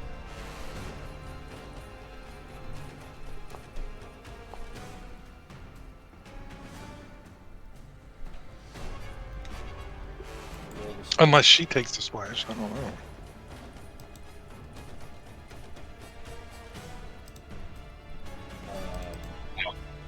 It goes, it's a target within 2 meters. Mm-hmm. That'll be Nomeo. Okay. and roll the splash damage on Romeo. So that'll be 3d6 or 2d6? I think it's 2d6. 4d6? You did, yeah, let's see. Let me read that. So that was Lightning Bolt. Yeah. Lightning Flash, it's die 4, Dice so. 4, I think it's dice 6. Yeah. Yeah. So the second target is 2d6 would be 4d6. Oh, would it be 4? So each power level beyond the first increases the number of dice rolled for damage by 1. So that would be 4d6, and then anyone within 2 meters beyond that would suffer 4d4. Okay. So that would be 15. So 15 on Nomeo. And Nomeo, it's not metal armor, so Nomeo will take 11. And then there's no one else that could hit him. Amalthea.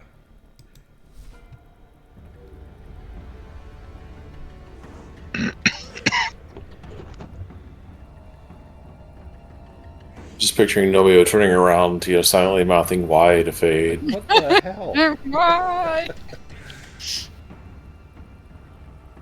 What Nomeo do? Let's try to slash. When you get in close, Amalthea, you'll need to make a Constitution roll because she stinks. She's got some nasty BO. All right, let me do that real quick. Otherwise, you'll be dazed. Oh, hey, there we go. That's Just the like third mother, just like mother used to smell like. Maybe this is your mother. It could be. I never knew my mother. She ran away before I was born. Well, cats are like that. Yeah, I don't know what her armor's like, so we're gonna try this.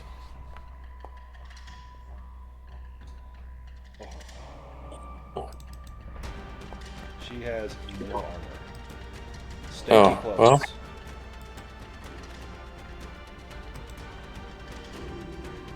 Well. Well, she'll take all of that then. She does. So 1, 2, 3, 2, 3, 4, 5, 6, 7, 8. Come back over here. Not stand downwind of her. Roll an evade and be done.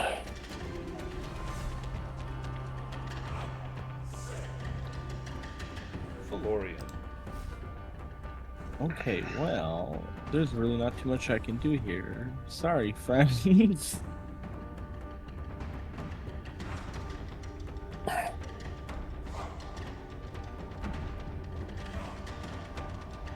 If you take a round rest, can you get some I already will points did. back? I got Oh, one shit. willpower back. Shit.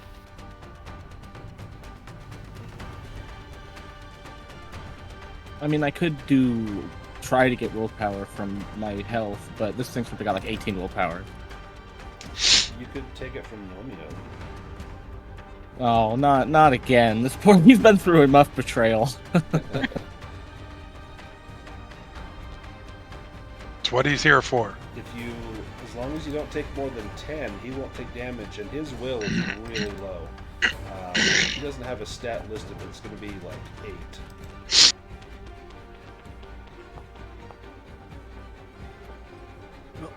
Become sickly. Cornelius is dazed. Dazed. Okay. His mama smelt good. Yeah, this one stinks. As you get close, you want to retch. Oh, there we go.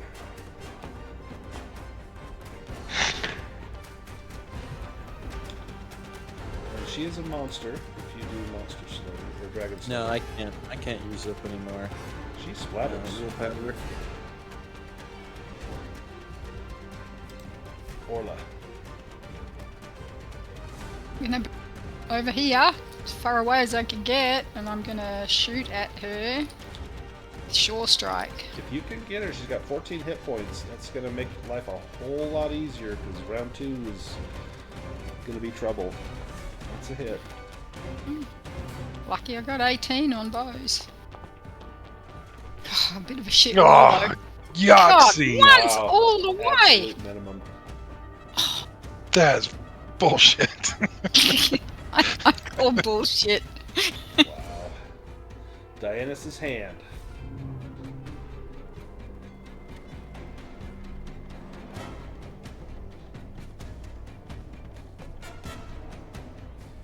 Why not? Try for the heart. I mean, it's probably pretty big. It's a demon's heart, so I don't imagine the hands So will be able to she has pick no it up. armor, so you can actually do some damage. It won't be enough to kill her, but well, it's better than nothing. It's 25% of what Orla just did.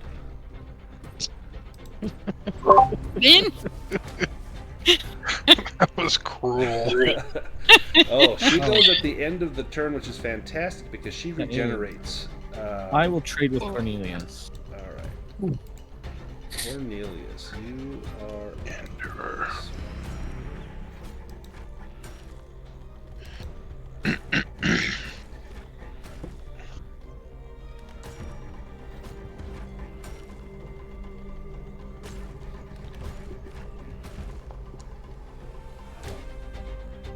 Oh, that should hopefully be enough if she doesn't have armor.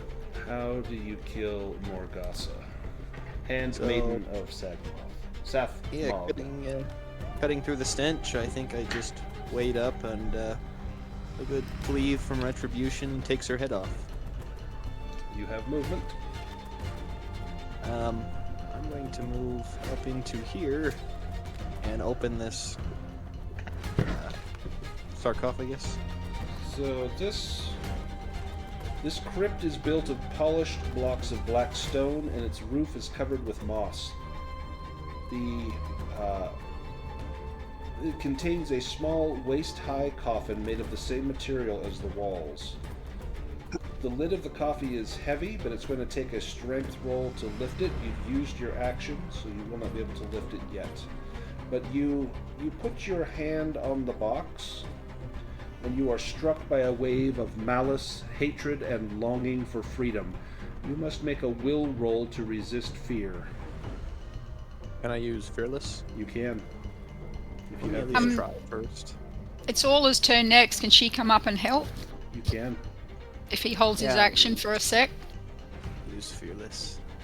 So you use Fearless. This says on a success, the character heals all conditions. Ooh. So you have overcome the temptation of the box. Orla, you may move up and help. This could be bad because I don't have Fearless anymore. So she swore she would never be afraid again, but I think she's probably about to be afraid. So will roll. You actually don't need to. So this has been done. So it says after the initial discharge of emotion, the box can be opened easily.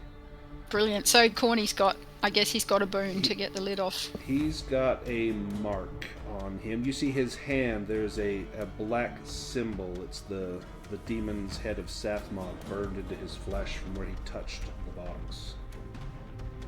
It's beginning to blister up on his hand. With the two of you together, push the lid off the box. Inside is a small black box. Opening that is a small heart, shrunken and blackened on a bed of red velvet. The heart is no larger than a walnut, still beating strong and steady. So, which of you I'd say takes leave the it in- heart? Does one of you I'd say pick it up? leave it in the box. Can we leave it in the box and just pick up the box? You can. Who carries the box? Does Corny. Orla want to? If this takes out willpower, it might release the dagger. Okay, I will do it. I've still got heaps of hit points left, so if I need With- to, I can draw from my hit points. Well, Cornelius, with the mark on your hand, you don't feel as though this box will harm you. You think you have passed that test. If you want to take it. I know ultimately you had planned on taking the heart and the dagger. I had planned on, trying to. Do you want to Kill it. pick up this box? You think it would be safe. Yeah, if Orla is okay with it, Sir Cornelius will take the box. Absolutely. Let me Corny's our guy. let me put He's our this shining hope. on your character sheet. There's an item for the Heart of Darkness. I'm going to say to him too, you've got the ring. If things get really dire in here, we'll do a Helm's Deep and you can bamf away 100 meters and go. Now, when you add that, or when you equip that, you get a boon on all rolls. You also And a gain lot the of effect willpower. of Protector spell, power level 2. So any spell cast at you will automatically be reduced by 2 levels. You also, the heart works as a battery that has 24 willpower that automatically recharges every midnight. So you just gained 24 willpower. I have to add that to myself. As this happens, as soon as you pick up the box, you just gonna move Nomeo to the side here. A man comes up the stairs. Romeo didn't block the stairs for him. Well, oh yeah, he was blocking the stairs. Oh, perfect. Then here's what happened. It's not the man. A seething mass of skeletons come up the stairs. Nomeo is smashing and bashing at them. The mass enlarges into a giant 3-armed bone golem. Is there a chance the dragon could pick us up off the ledge? This is going to make an attack on Nomeo.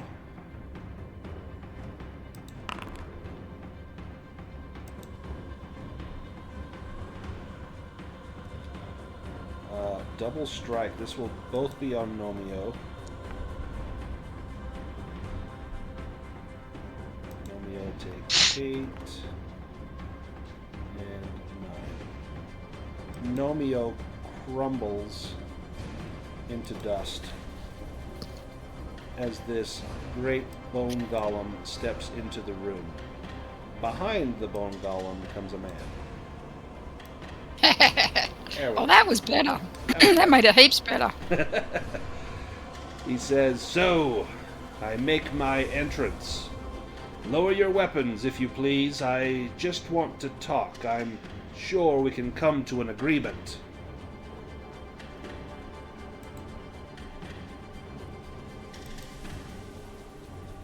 He's looking at Cornelius and Orla. He cannot see the rest of the party. I pretend to hide something behind my back. Give me a bluffing roll with a boon. Oh, she's so bad at bluffing. Did you say with a boon? Yep. So it's a straight roll. Oops, shit, I did it as a disheartened. Oh! What was my better one?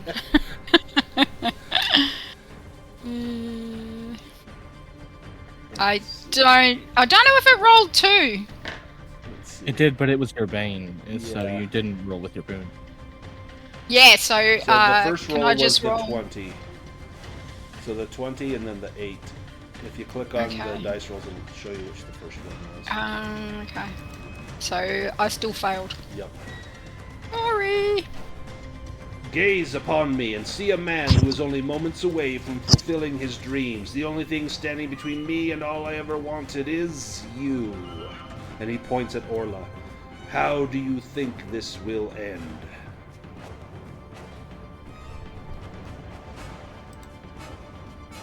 And let me pull us into a new combat. And I'll let you guys kind of decide Mog? what you're doing.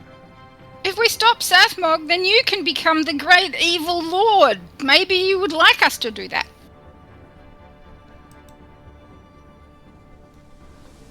You amuse me. This is why I will give you a chance to survive, and to tell everyone you meet about your conversation with the future ruler of this world, Dakoth, King of Kings, Emperor of Emperors. I have just one tiny demand. The heart stays here, with me. I'm not often considered to be humorous, so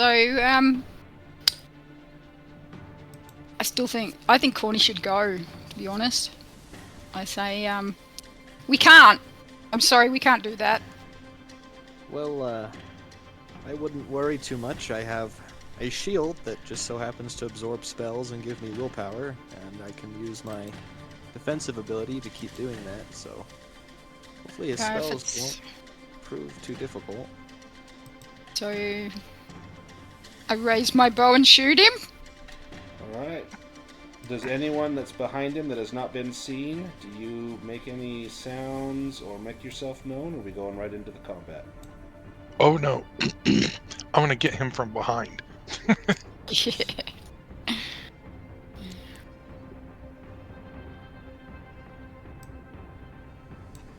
Alright, let's roll initiative.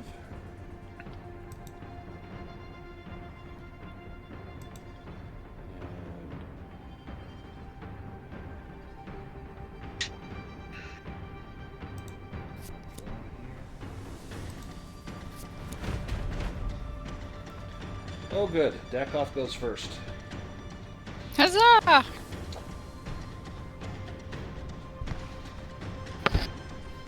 Dakoff will look at Cornelius and cast a spell. He's going to cast Cripple.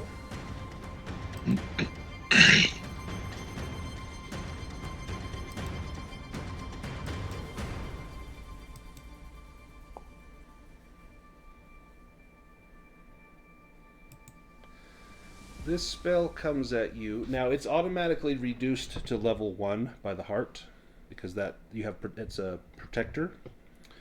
You have to make a will roll or be paralyzed. You will get a boon on that roll.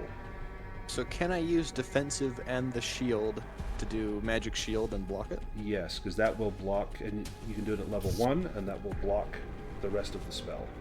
And then I believe I absorb the willpower with the shield. Let me see. And I don't think it costs me any willpower to activate the magic shield ability on this. I think on that shield, that's the battle shield of Iskolda.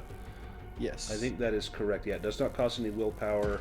The bearer of the shield gains a number of willpower equal to the power level, so you'll gain 1 willpower.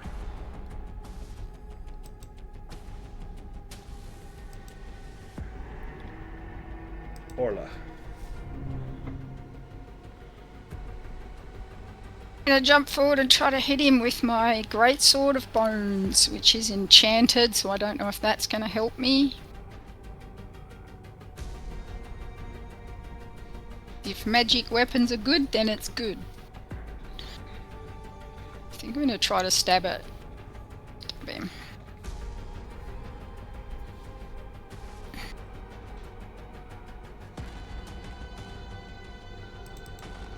you push that? She's, you know what? She's finally scared. I'm gonna let her push that. He will do fast footwork.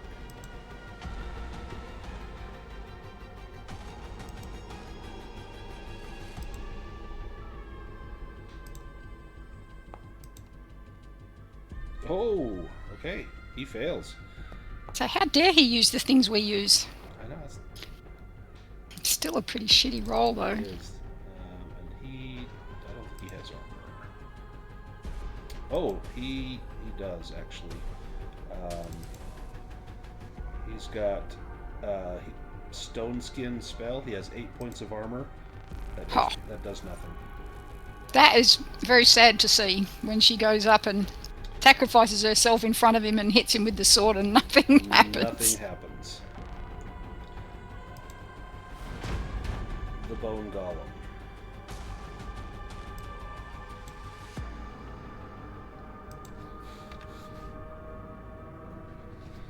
Comes up at Sir Cornelius.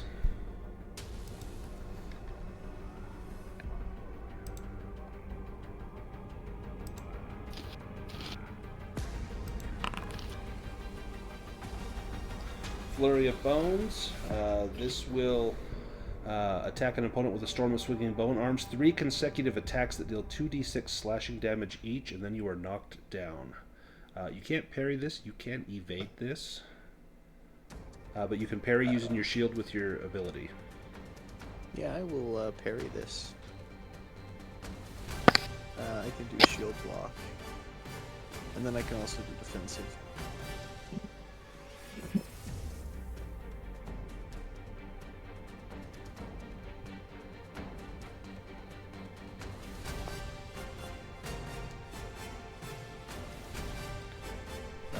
What is the durability of that battle shield?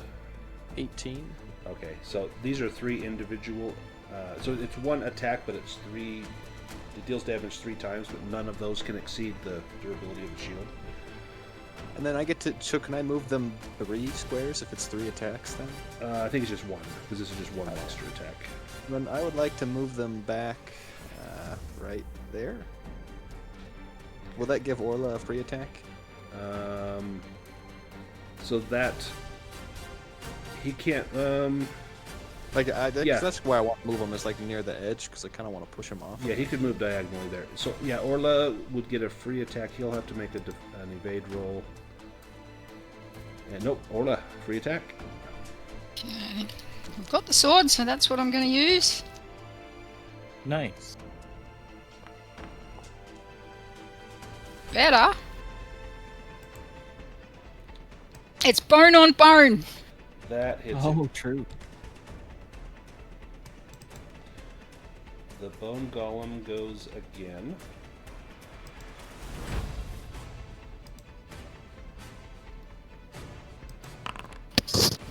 Double strike. He's going to move. He senses what you're doing. He's going to move around.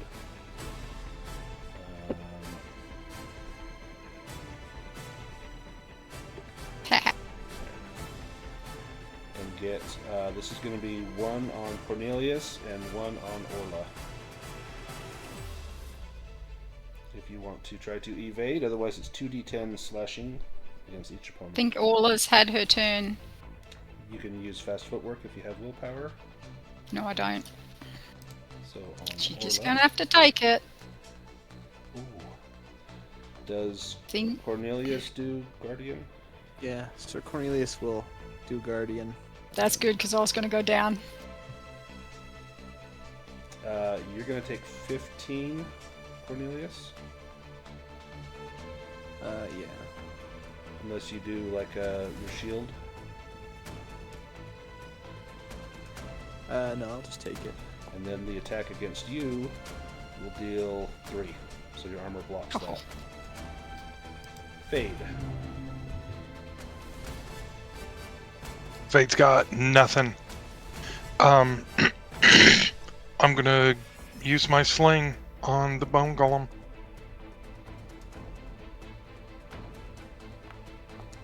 Oh shit, I'm dazed. I'm not pushing it. Yeah, I will. I'll go sickly. In for a penny, in for a pound. Damn it. Dakov's bodyguards.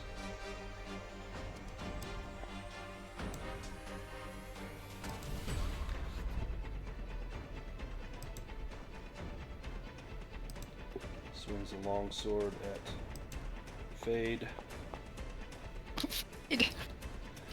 That's a hit. Do you have anything you can do to evade that Fade? Do you have like fast footwork? Or you don't have willpower?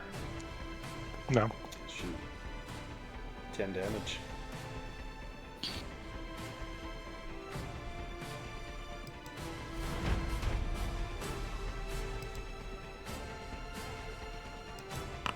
I'm down.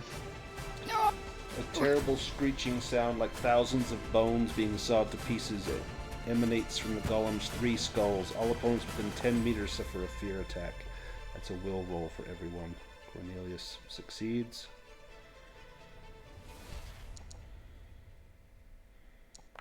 Phelorian succeeds. Orla fails. I'm not gonna push it. I don't know. Should I push it? I've only got 2 conditions left. That may end up giving you a condition. Your will's pretty low. Alright. Pale, your face turns white as a sheet. You and all player characters within 10 meters and inside of you become scared. Amalthea cannot see you. Phelorian cannot see you. No. Is there any chance I don't see them with my helmet on? Can I make an Yeah. No. My helmet does give me a bane on awareness. You're right next to her. She was pretty white already. She's a very pale elf. Yeah, I think Phelorian and Cornelius are gonna be dear. scared. Sorry. I think I'd have failed anyway.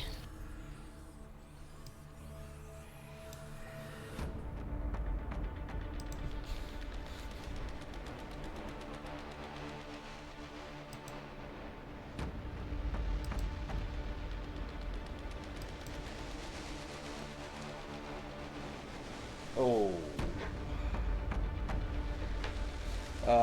Phelorian, if you want to evade that, you'll need a dragon.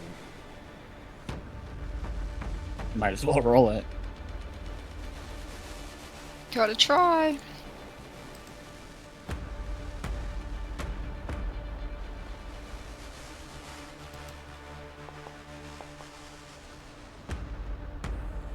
$18 damage to Phelorian.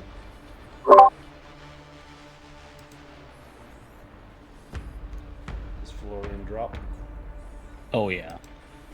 Almost twice over. That is a death save. Oh, what? Oh, dang. Amalthea.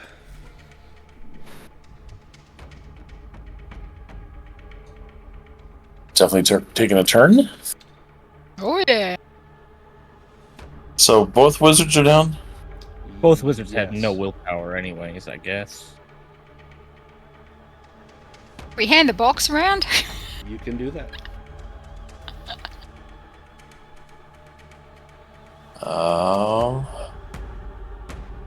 Don't die. But I'm gonna try and take this guy out.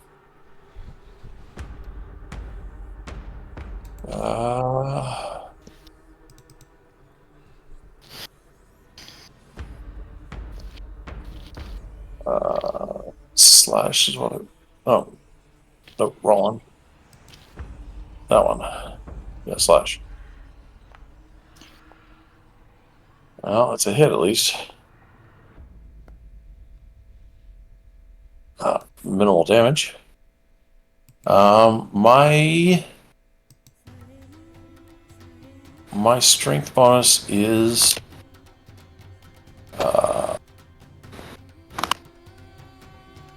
0. Does that tie the skeletons? There's strength bonus. They do not get it. Let's see. Let's see what their skills are.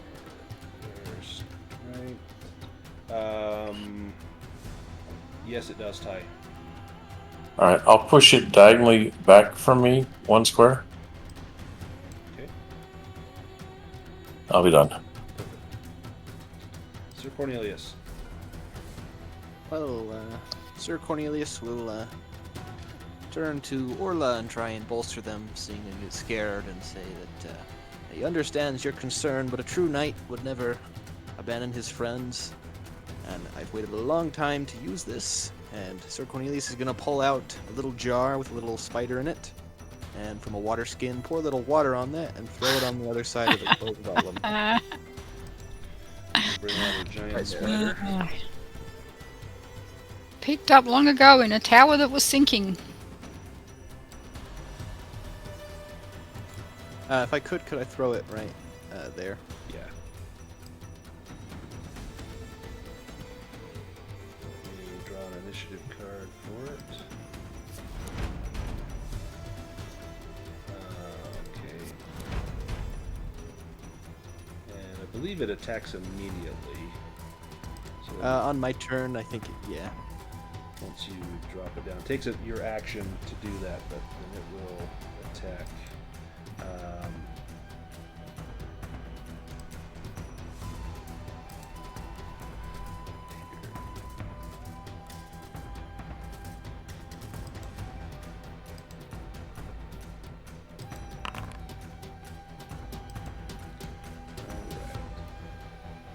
I could like command it to go after maybe that skeleton first.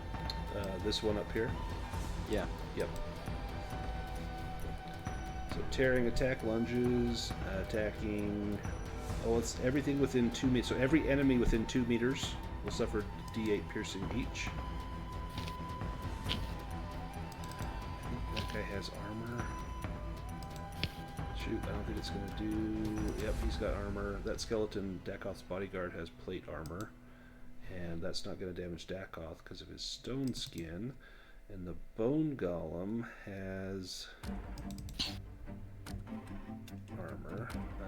No, he doesn't. So it'll deal damage to the bone golem.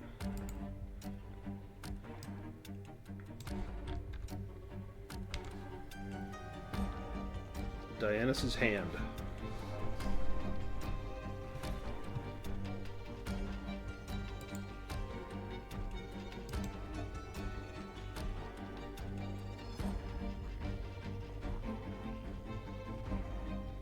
He goes last, so I can't end his turn.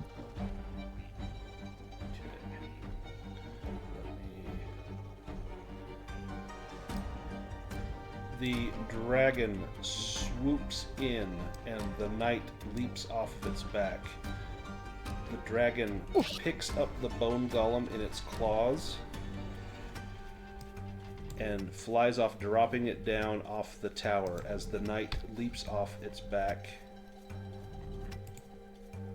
Let me add him to the initiative before we go to the next round. He says, I am Karlak Soltar, knight from across the great sea. It is my quest to find the heart. I will not let it fall into the hands of this one.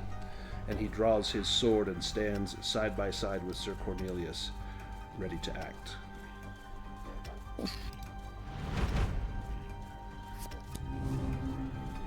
Amalthea.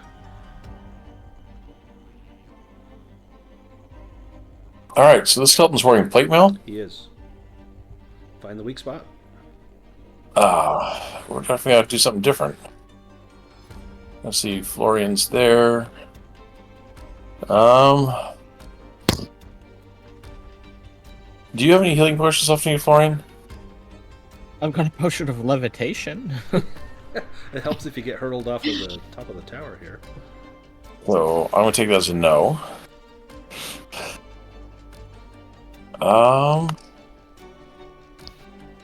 My healing is someone else's problem.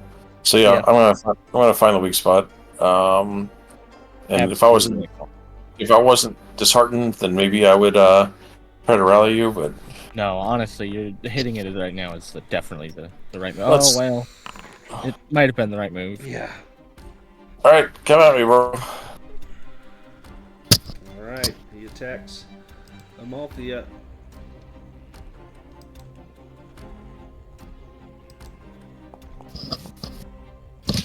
No way. He will do a free attack against another enemy to get the spider as well. So 11. 11 to you. Oops, he needs to attack the spider. Sorry, let me re-roll that.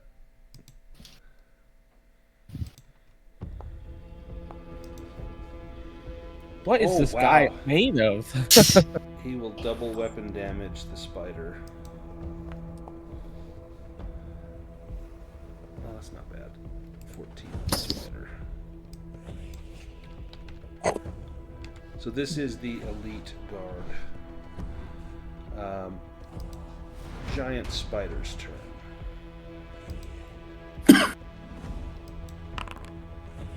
Ramming attack. It launches its body at an enemy, dealing 2d6 bludgeoning. It's going to go after this guy. That guy has... Let's see... 2d6 bludgeoning knocks him down. So he takes no damage, but he is knocked prone, which can be helpful.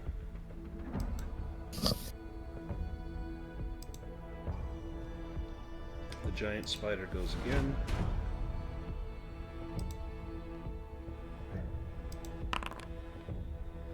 Mandibles. This attack inflicts 2d8.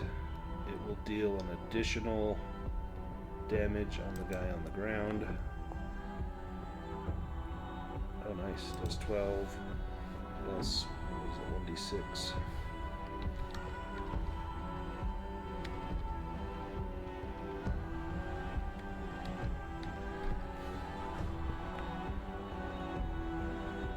So 13 takes 5.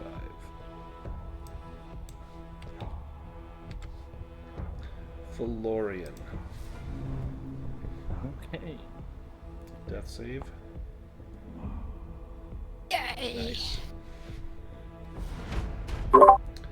Dakoth. Dakoth looks at Phelorian on the ground and says, "Rise, my son." And a wave of dark energy washes over Phelorian. You will regain 6 willpower and 6 hit points. And he says, "Do what you have come here to do." Dianus's hand. And Phelorian, you feel this ache in your mouth, and blood begins to fill your mouth. Yeah. Oh, it's the hand. Okay. Yeah, the hand's turn.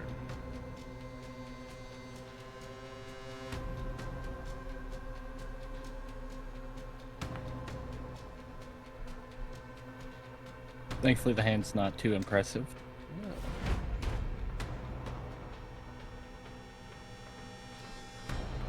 Soltar. What we're seeing now is that Phelorian had an ulterior motive. Is that what we're seeing? Well, the hand just attacked Karlak Soltar. Yeah, and he said, "Do what you came here to do," which would imply that he always came here to betray us.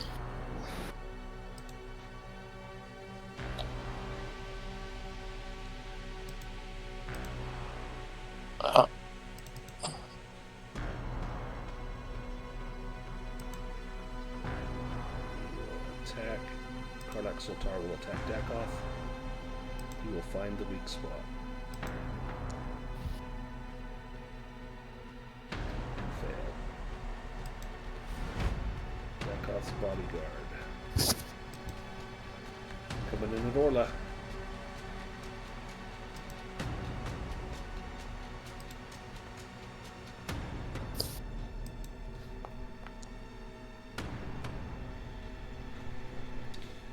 I will take the hit.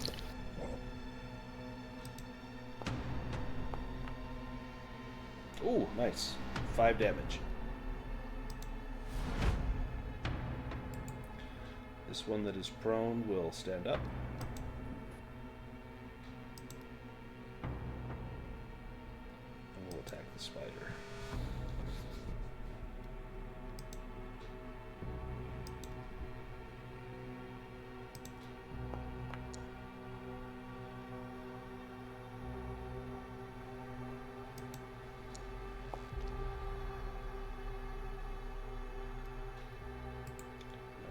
To the spider. Fade. You can rally yourself. Be a will roll with a Bane. I'm gonna try to rally myself.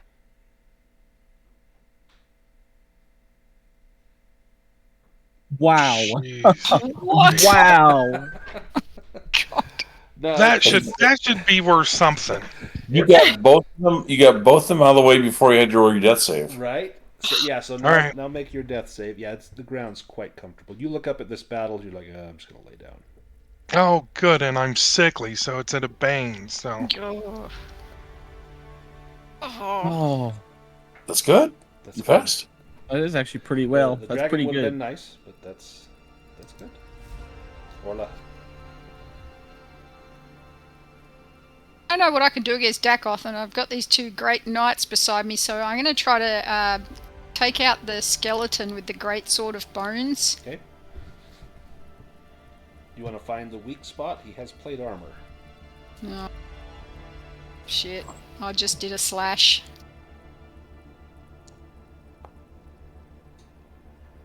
It's pretty good. It's good damage. And can I... Now, if I try to evade, do I have to do 2 evade rolls to avoid the 2 enemies that are there? Just one. Okay. I will try to evade.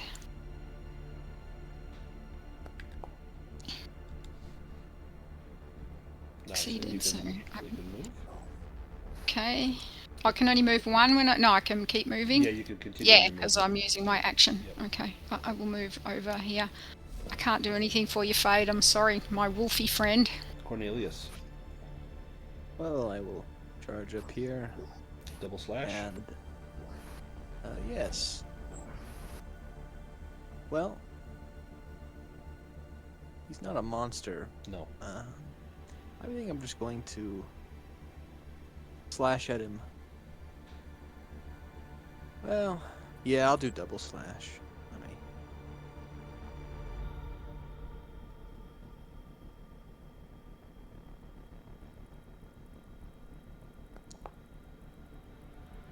Oh, critical hit with double Nice. slash. So on Dakoff, that will be 22. And then on the skeleton, that will be 21. Wow.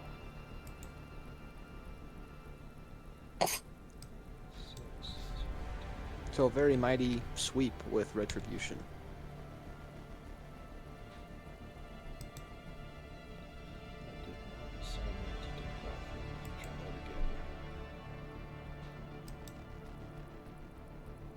There it goes.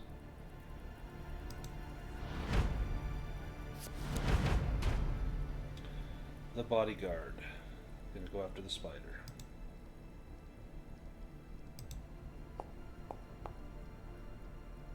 And that's a hit. Oh, that's it for the spider. Aww. Well, he served his purpose well. He did. He took several blows. Sir Cornelius. Sorry, Scuttles. I think he absorbed a dragon, so... I will double slash again.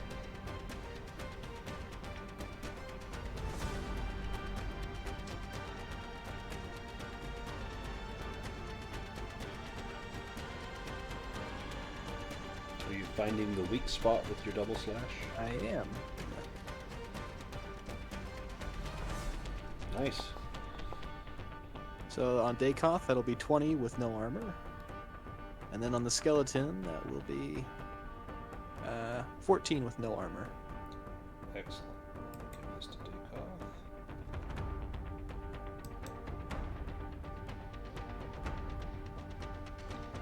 14 on this guy.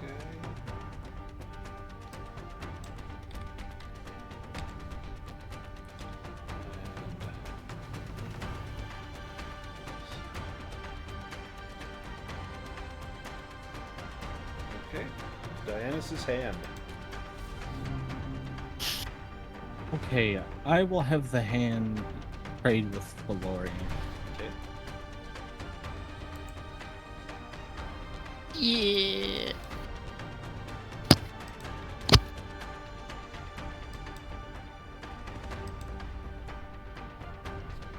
Phelorian. Who is going to make an evade roll. Let's see. Yes.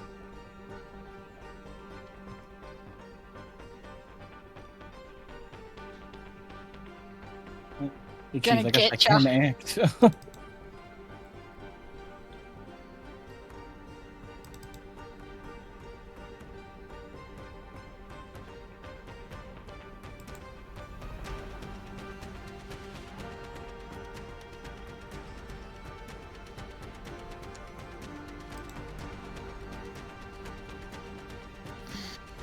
Cripple on Sir Cornelius.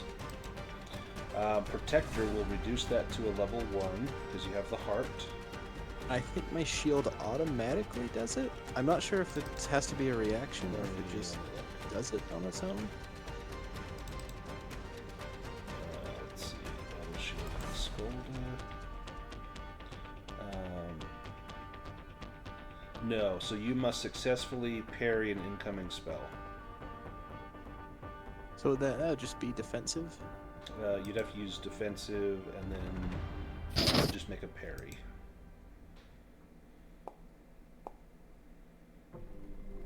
Easy, and you get the willpower, right? Yep. Yeah. So you would get 3 willpower.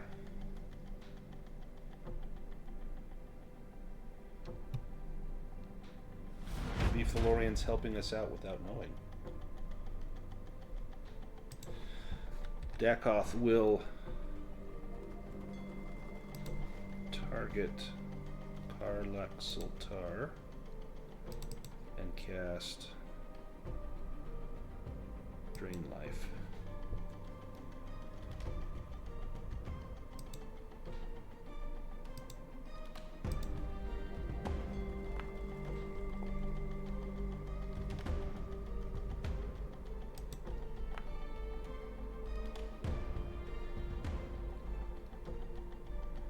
So if that's power level 3, can I do Guardian and defensive and then absorb that? Yeah, you can. Although, actually no, because if I use Guardian, then that's gonna cost 2 more, so I'm trying to conserve willpower. And Dakoth will regain that hit point that Karlaxultar lost. Orla.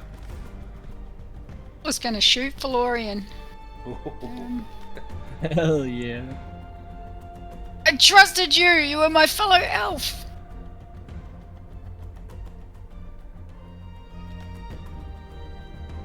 A good shot. Yeah, he might have only had that many hit points, did he? That is just enough to do it. Well done. He's just going to get up again, but at least it'll take one of Dakoth's Take a turns to get turn. him up again. Amalthea.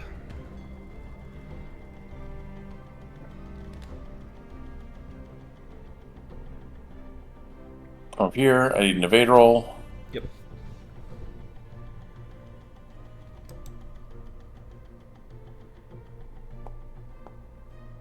Good. Good. Stab this guy in the throat. That counts as a failed death save. Vengeance is sweet. Oh no no no! Oh no no no!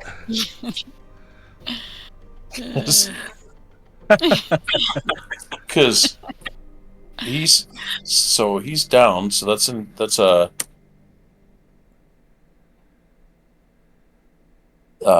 so that's an additional D6. And I get a boon because he's prone. Good thing I had the boon. Cool. Get to 10. There we go.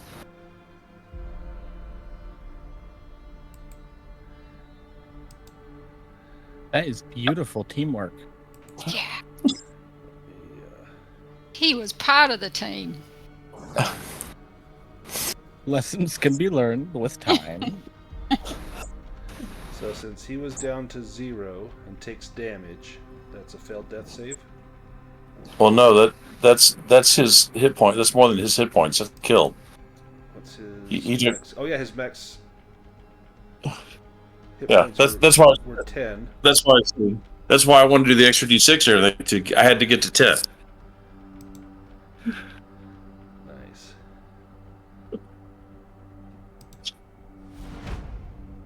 And then I'm going to throw his body off the tower. Give me a strength roll. But he has so much loot. We can get it from his body at the bottom. He shakes Don't it down care. first. No, I didn't make it. All right. He's heavy. You move him a square. You move him. Check for gold. Says the man with 3,000 gold shrunken on him. That's a bodyguard. He's coming in with the find the weak spot on Sir Cornelius.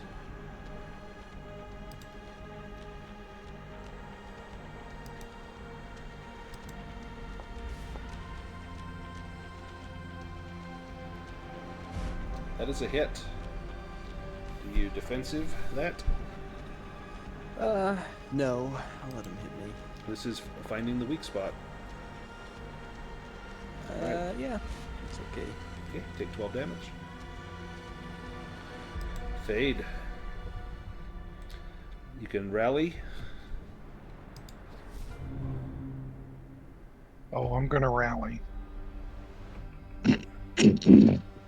Shoot the other mage, Orla. Just be safe. And that is con, correct? We'll roll with a Bane. Oh, we'll roll with a bane. That's right.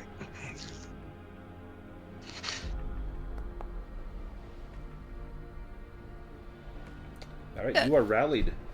So that is your action. So now you need to make a death save, but you're up. And on next round, you'll get to do something before you make your next death save. Okay. Do I need to make my death save now then? Yep. A dragon would put you back in positive hit points. Yeah, I'm rolling. No, but it's a success, so that's good. Okay. Sultan.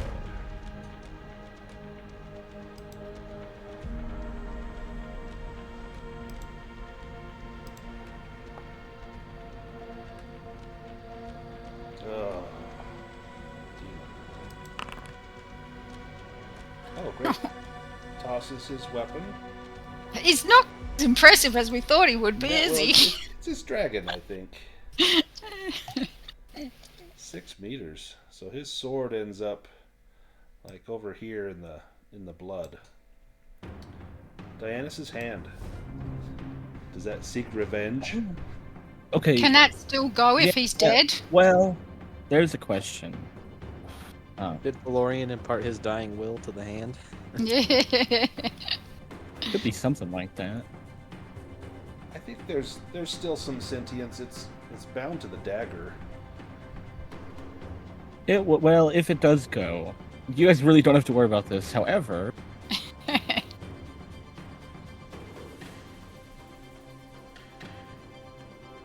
it's gonna try to grab the heart if it can. I don't know if it's where he's holding it, but Yeah, that's like a sleight of hand roll, like an agility roll with a bane.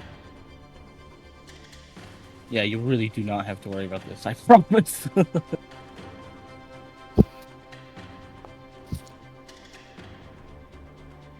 Oh, he failed by 1 Ooh. with a bane. That is incredible. Maybe you do have to worry.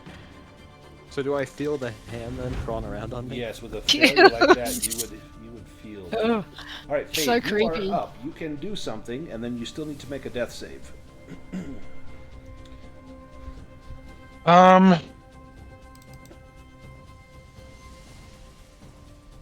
I'm gonna use my sling, I guess. That's about the only thing I can do.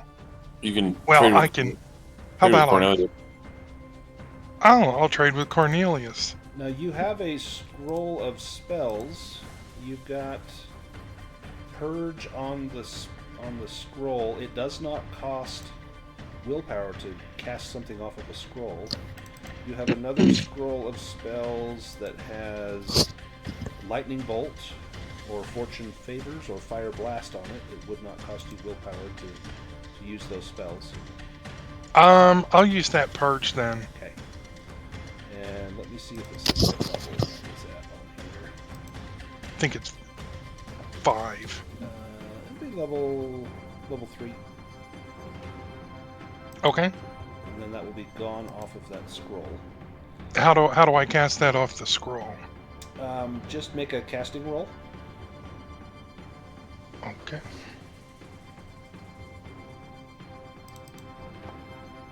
In fact, actually, you don't even need to make a casting roll. Oh, Sorry, yeah, you don't even need to do that. It just takes place. And so the damage for Purge, that's going to be, what, 48? yeah. Is it on the skeleton in front of you? Yes. Okay, roll 48.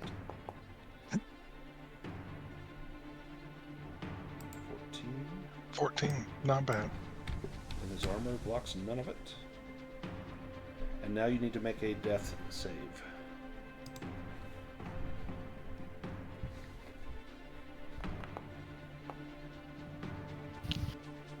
Fail. So that's 2 successes and 1 fail. Orla, did you want to trade with Cornelius, or were you going? Yeah, I'll try. Where's Corny? Yeah, I can trade with Corny. If, Orla wants to take care of this hand, that would be Ah, sure. I don't think it's any bigger than a bird or something that she would quite often shoot at. So.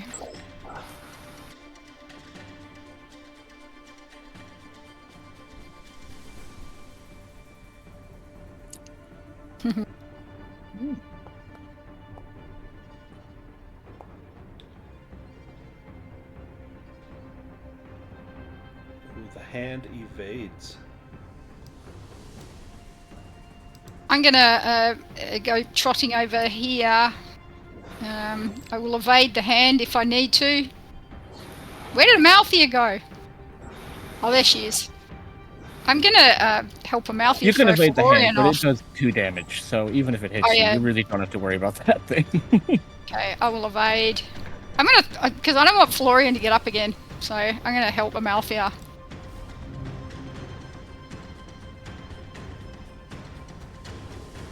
Okay.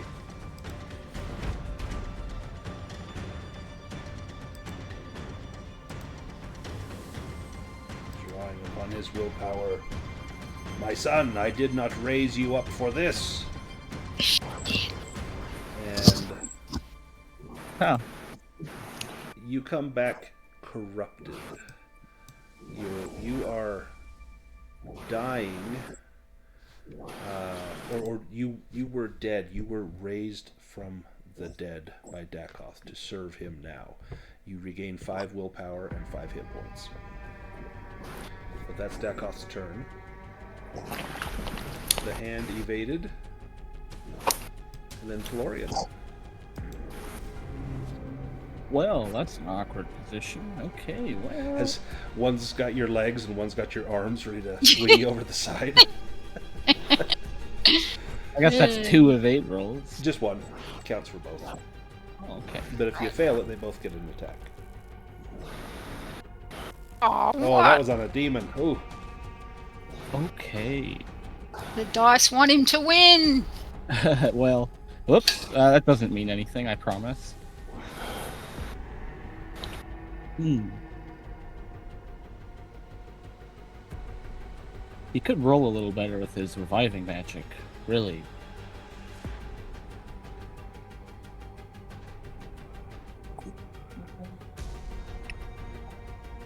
Here's what I'll do. I'll draw from the body. 4.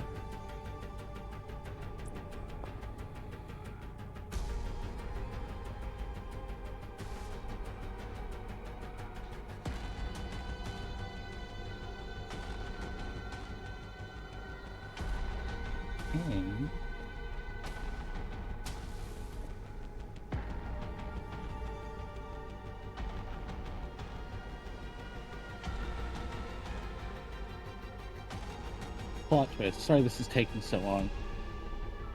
It's alright, you didn't know you were going to turn evil. Oh, he did.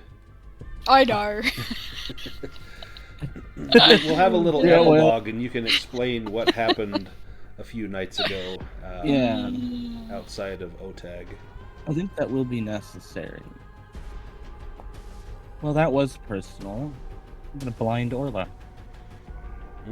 That's a will roll with a bane, Orla. I've already got a bane on my will, so is that 2 banes? Yep. I promise you, I thought about that. I was like, I failed so many will rolls today. Oh, wow. Oh, so close. I thought that succeeded for a minute. Pushing it. There you go! Nice. Her rage against Phelorian is keeping her going.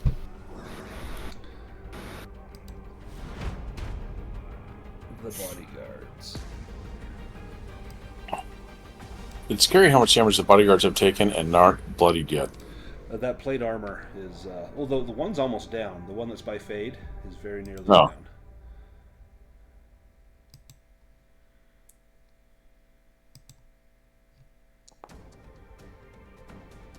Okay, I am going to now draw from my hit points. I need to roll a die. Can I roll it? If I roll a d4 and it's not enough, can I roll again? Nope. So you'd have to roll you get what you get, and if whatever you don't use, you lose, but it will cost you your hit points. So if you need more, you would want to roll like a d6. Could still look. I will try. So I'm going to roll a d6.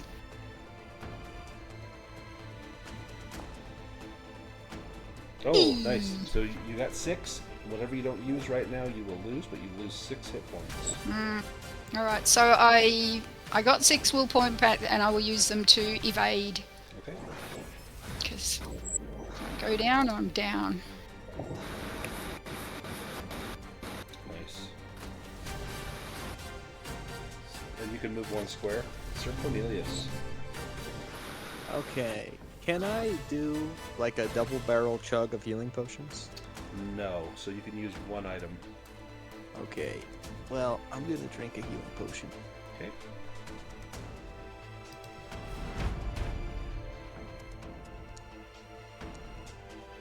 Six hit points. This guy's going to attack Fade. So if he hits you, since you're at 0 hit points, it will be a failed death save.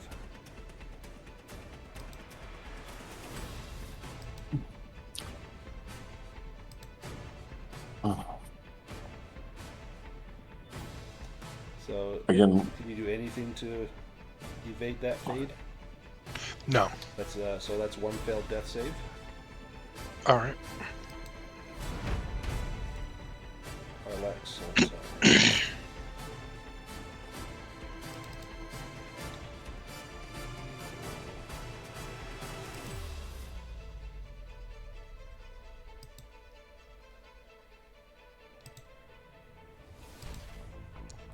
Find the weak spot on Dakoff. No, he does not. Well, his longsword's way over there anyway. Yeah. Oh, true. Yeah, he did. He would have bashed him with the shield. All right. Yeah. He's got to go get the sword. He needs to make an evade roll instead. Thank you for reminding me.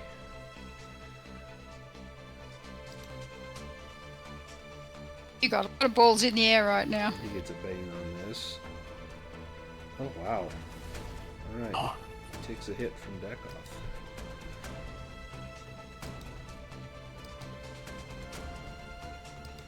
Whacks him with the staff.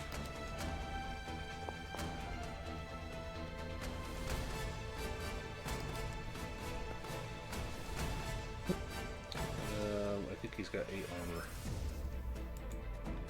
So I think that does nothing. Yep. Amalthea. Alright, can I move diagonal from here, or is that a hard corner? It's a hard corner. It's poking out into that square. Okay.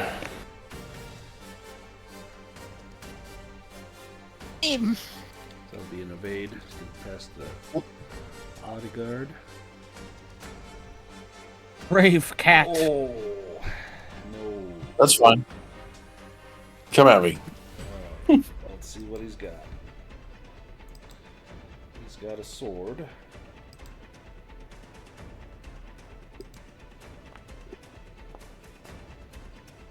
Sure. That's a hit. Oh, jeez. Alright, I'm done.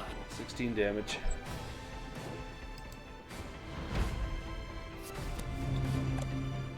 Orla. I'm gonna shoot Phelorian. It is late afternoon. Getting close to evening, Cornelius. Does that mean something we should know? I was just hoping it was close to midnight. I could get my willpower to recharge. You know, the heart. Yeah. Ten points. 10 points to Phelorian. He's down again. Yeah. Oh yeah. I'm just going to stay where I am. I know the skelly's going to get me. Or I could probably try. I can try to evade him because that's better than him hitting me. So I'll just roll evade. If he gets me, I'll go down. Oh, man. Ooh, nice.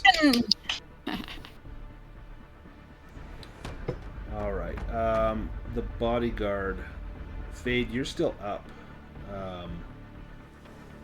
He's going to target you. I thought I was down.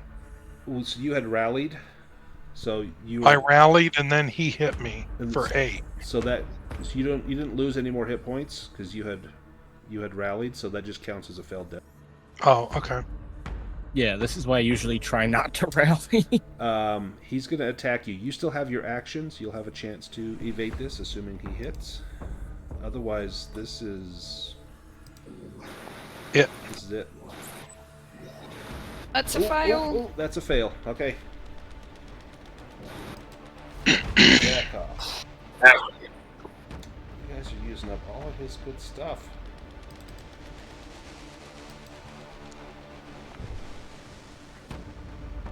Phelorian gains 14 willpower and hit points.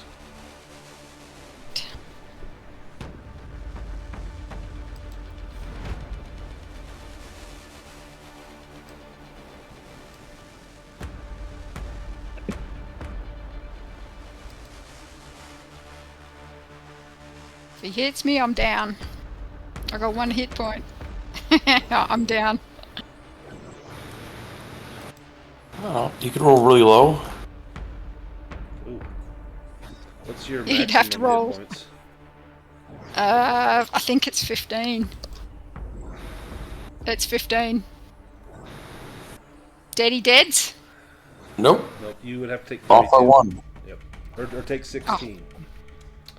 So yeah, And you've got armor. You're down, and your armor will block some of that. So you are down and dying. Yeah, if they had done 17, you'd be dead. Yep. Yeah. Okay. Alright, I'm gonna do a double slash.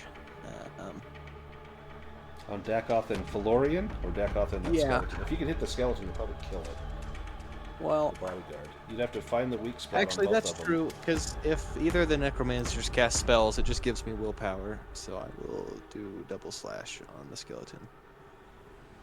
On Dakoth and the skeleton, and do find the Yes. weak spot if you're going to, because they both are heavily armored. Yep. That's the idea.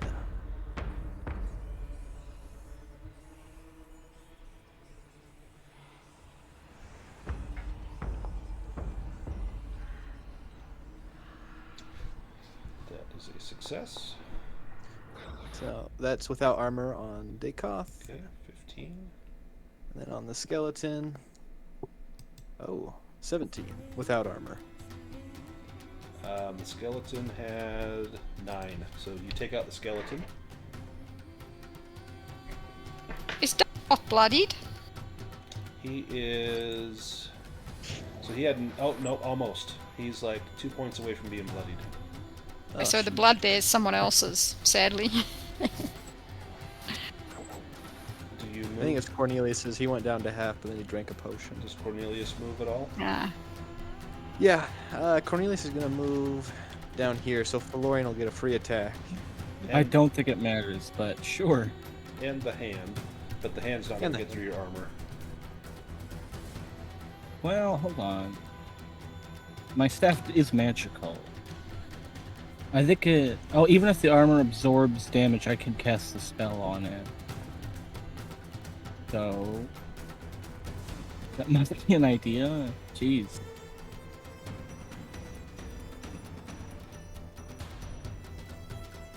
God, I wish Amalthea had got Phelorian off the side. Yeah. Yeah, that would have been heroic, kind of. He could do what he You sure wanted you don't from want the to try to bottom. evade? It's not an action to evade, right? No, if you move, it's not an action. You just roll an evade. You'll have a bane Yes, on it, but you might get it. But I have the Heart of Darkness, so it cancels. Oh, yeah, so you get a boon on it. Oh, see, there you go. Yeah, so he can attack. Harlak Sultar. He's got his sword again. He's gonna come up and... Well, no. Because Orla, you're down, right? So he is not. He's gonna come over to... back off. I think that's the more valuable action. He doesn't know me. No, he doesn't know you. He hadn't hit shit, but he's gonna try and do it this time.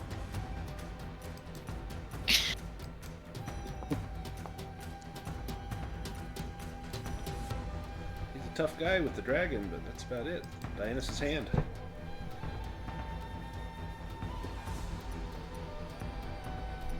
Well, it's got a 5, but it's gonna keep trying.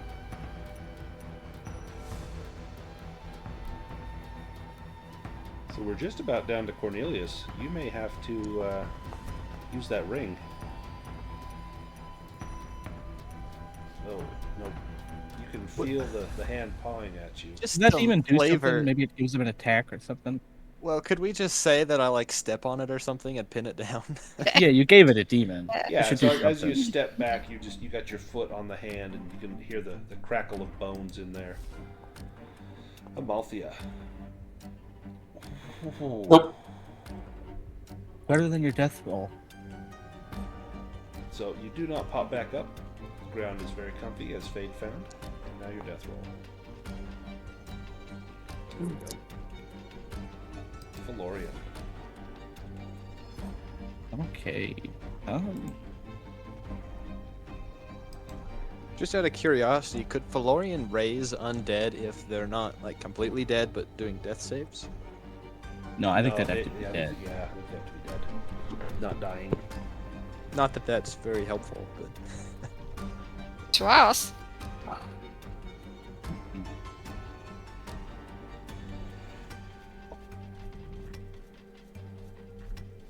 Well, geez, I just feel like anything I do here is terrible. But, well, gonna hit the cat. You tried to throw me off this tower. Do you try and drag him over to the edge? Oh, I'm not a strong man. I was mocked for it. You could, you could pour the potion of levitation into his mouth and then just slide him off the edge, and he'll just float there until the potion wears out. Oh, you're giving me some ideas there. Jeez. Well, So she's unconscious and blind now? if I cast the spell, which I will, I don't really know if that's necessary though. It'll be a failed death save for Amalthea. Just the staff of blindness, right? Yeah, I'm trying to read the description. It's kind of ambiguous. I thought that was a bit of a waste of a Oh, shot. the spells cost automatically. Well, look, Yeah. this is looking pretty dicey. So I just cast the spell. I think at power level 1. So Amalthea is that a will roll with a boon? Correct. So we'll roll with a boon, Amalthea. Oh, hey, there we go. So Amalthea is not blinded. Alright, Fade, you can rally if you like, otherwise it's your death save, and it's going to go one way or another. You're either going to pop back up, or you're going to lay down forever. Do I get one action before I roll my death save? You do. Because you Alright. have rallied. You are up on your feet, but you are fading fast. throw that hand off the tower. My final act will be Oh. to cast Fire Blast off of the scroll Okay, so it doesn't take willpower. So let on me, Phelorian. let me pull up Fire Well- Blast. Okay, fair enough. I do have fast footwork. I don't. I'm not trying to ruin this, but So Fire Blast. Spell sends a large Fire Blast from your hand. The Fire Blast can be dodged or parried as a ranged attack. It inflicts 2d8 damage on a hit and sets fire to flammable objects. Each power level beyond the first increases the damage by d8 or creates another blast that hits another target within range. And this is going to be a power level 3. So you could hit 3 targets. Can you just Phelorian? hit Phelorian 3 times? It would be one attack on it. It says it's another target. So it would be one attack that does 4d8 on Phelorian or 3 attacks that do 2d8. Could I get Florian that did hand? back off and the And the Skeleton. hand. Yeah, you Oh, could the hit, you skeleton. could hit all 3 of the big bad guys. Yeah, I'll do that. So you don't need to make a casting roll. Phelorian, do you try to dodge this? You would oh, need to fast footwork. definitely yes. That is terrifying. I don't want to die in fire. Be an evade roll. And well, then you that just is keep that subjective you to me up. now. Yes. He'll get you up and you'll keep burning too. That'd be nice. Yeah, that's a real torment right there. Roll 2d8 for Dakoth and for the skeleton.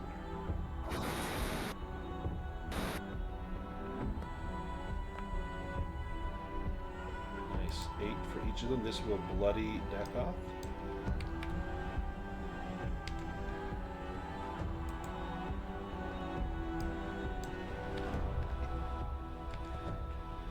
Now, Fade. Your Alright, death death save. roll. Come on, Fade.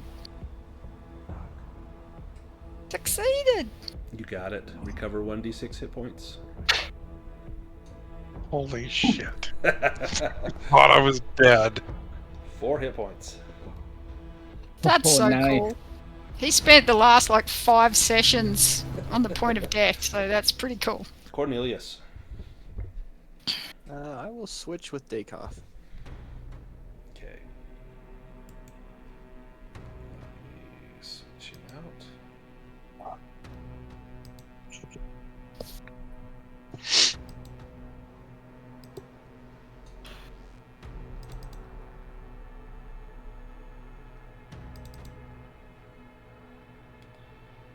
see.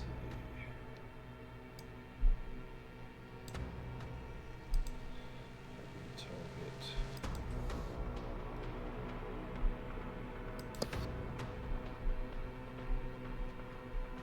Target Sir Cornelius with Dominate.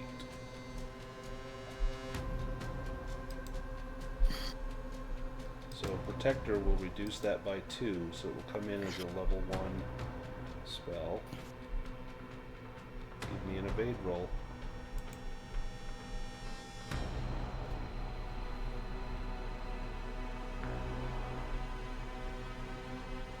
Okay, you evade the domination. I think Cool, my that'd shield be more bad. parries it. Yeah. Then you'll regain 3 willpower.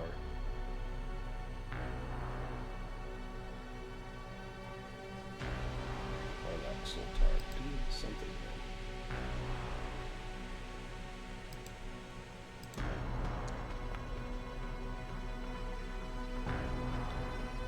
Oh man, this guy's terrible. Amalthea. He fails on a 12? Right, yeah, what is his skill? He's all dragon and no knight here. Hmm.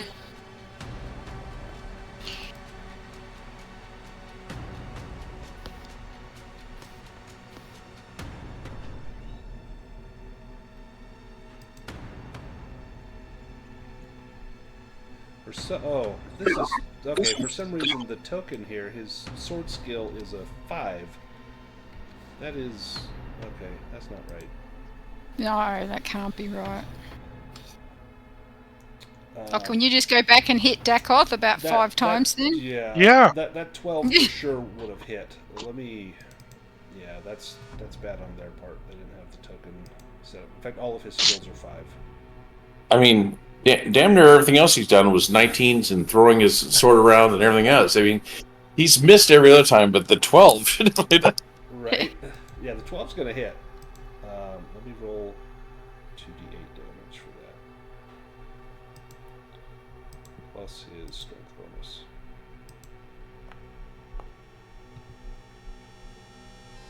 Okay, there we go. Alright, and then your constitution roll succeeded. For your save, the bodyguard. Orla is down and dying. Goes after Karlak.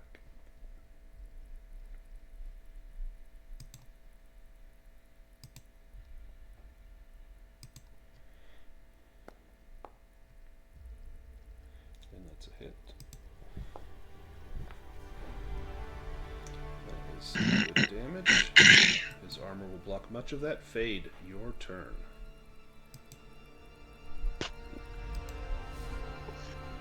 I don't know. I can't cast anything at Phelorian without hitting Amalthea. So Anyway, he just keeps getting up, but then could Dakov's take used a out that- turn.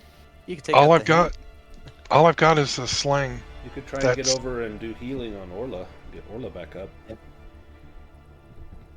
Oh, am I close Isn't- enough? Can you make Have you that got move? will You can move points? 6 squares. 1, 2, 3, 4, 5. Yeah, you can get to Orla. Okay. And the hand is being pinned under Cornelius's boot, so it would not get a chance to hit you. And Okay. then just do a So- healing roll if you have bandages. Otherwise, it's with a bane. Yes, I have bandages. So let me do. Do I have to target her? No, you can just roll the healing roll. Oh, okay. And with a boon, not a bane, a boon. Shit. Lucky. Ah, Because of that. Nice. So then Orla will recover damage from that healing. You have bandages, or you have a Surgical. rolls. no, it's just bandages. So normally So it's the just- healing rolls with a bane. The bandage will make it no bane, and surgical tools will give a boon. yeah. So it Oh. was straight roll. Oh, my apologies. Which one Which one was rolled first? Ah, shit. The demon. Yes. Yeah, the demon. He accidentally kills her dead. Oh shoot! Puts the bandage really tight around her neck. We'll put the tourniquet At least I around get to her neck. roll for it at the end of the night. Right. Thank you for trying, though. Sir Sorry, Cornelius. Alright. I will do another double slash.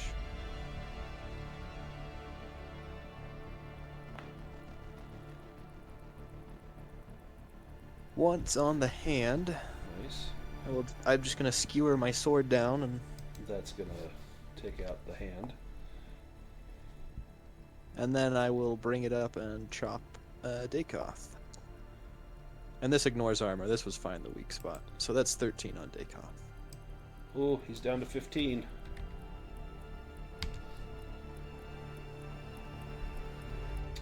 Orla, you can rally yourself.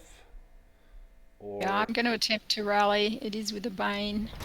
well, I show you. Oh, it's with a bane anyway, isn't it? I show you at 1 hit point. I don't think you're at 1 hit point, are you?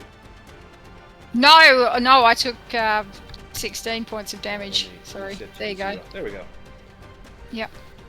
So I think I get a second bane on Yep. my will roll because I was already. So, and I've only got a will of 10, so unlikely. Nope. Nah. And now your death save.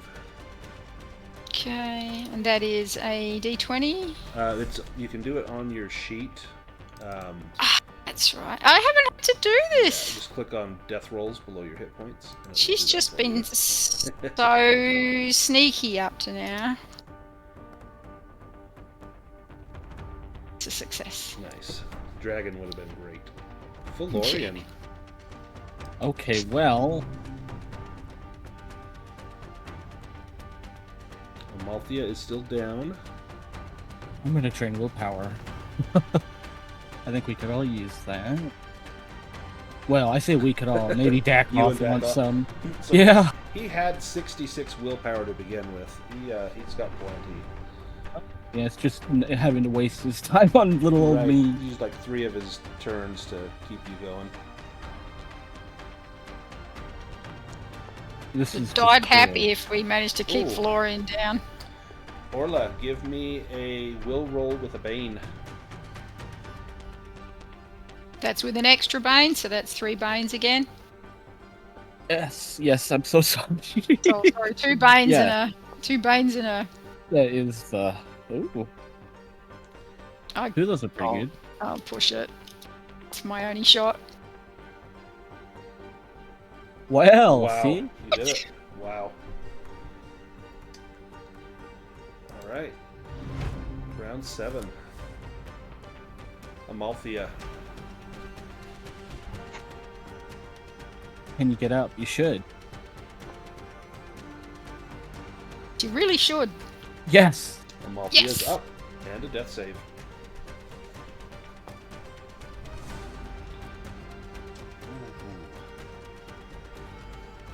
Sir Cornelius. Oh, you can I- hit him. Yes.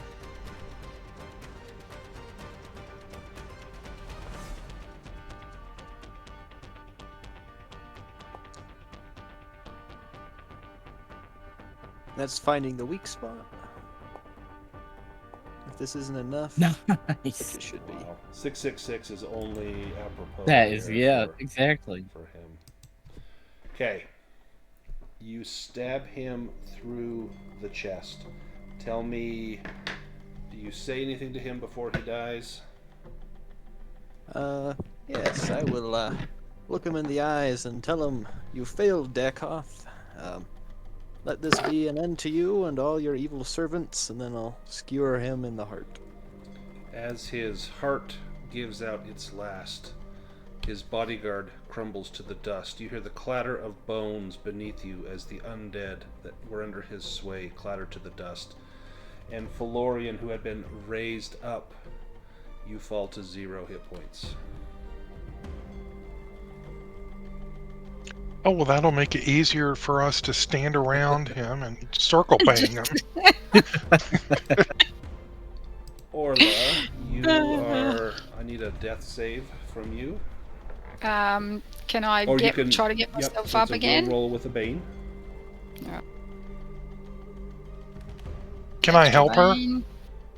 Oops, sorry.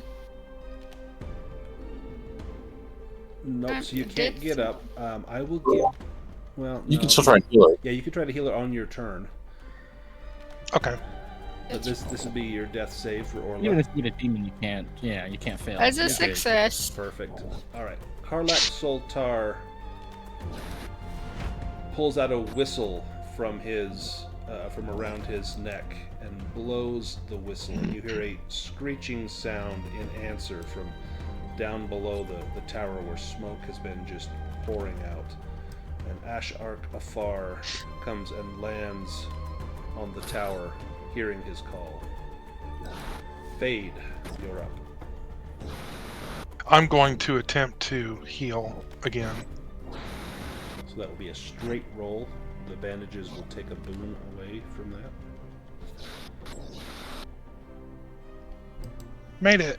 Nice. Roll 1d6 and Orla gets that many hit points.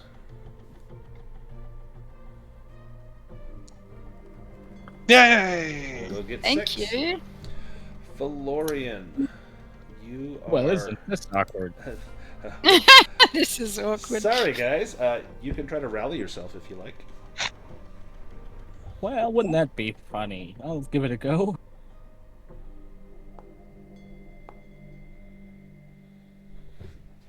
Ooh, my.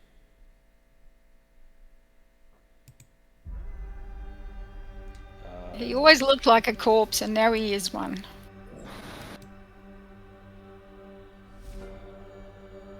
We go to the next round. Ashark Afar is up. The dragon sees Phelorian, chomps Phelorian in his mouth, chews him a few times, and swallows. Can we roll him first? Karlak Soltar bends his knee before Sir Cornelius and says, I sense in you the heart of the dragon. Go, take your friends, ride upon Ashark Afar, take that heart to where it needs be destroyed. My mount will take you, if you are willing. Yes, thank you, Karlak Soltar. You fought well today. I will consider you an ally. Roll bluffing. He didn't fight for shit. He was terrible. 5 sword skill, sir.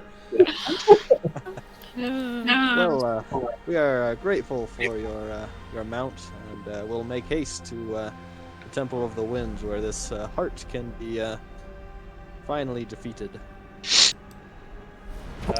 We've still got someone making death saves. Fade, Amalthea. it's your turn. I'll go over to Amalthea and try to heal. Okay.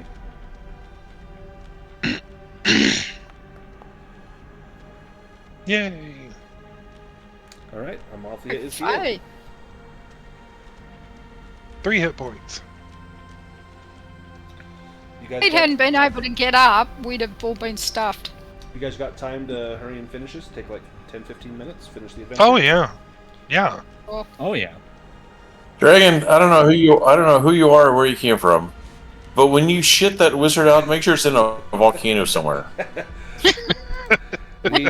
He roars in delight at the notion. You hop on Ashar Kafar, and Karlak says he will stay here and see to it that the Demon Tower is rid of all the filth that Dakoth has spread. See, I told you not to take anything from that man. There's a reason I've been refusing his help the whole time. Willpower. Actually, Ashar Kafar spits out this bloody tooth, spits it down on the ground, and shakes his head as though it was distasteful. Yeah, I remember now where he put his hand to his cheek, right? Yeah. We'll get to that in the epilogue. Yeah. We'll kind of go over what happened behind the scenes. Sir Cornelius, I need a writing roll. Yeah, I will use adaptive and make that a beast lore roll. You got it.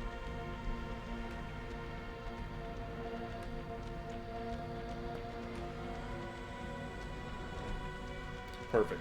It will take 1 shift of time to travel across the mountains. Everyone can do a shift rest. You are well safe.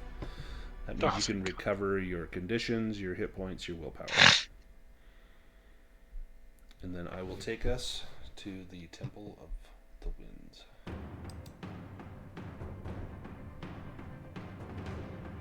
God, it feels like forever that we've been just struggling with all our missing things. This seems to be written to put you in up against the strongest foes at your weakest. Right.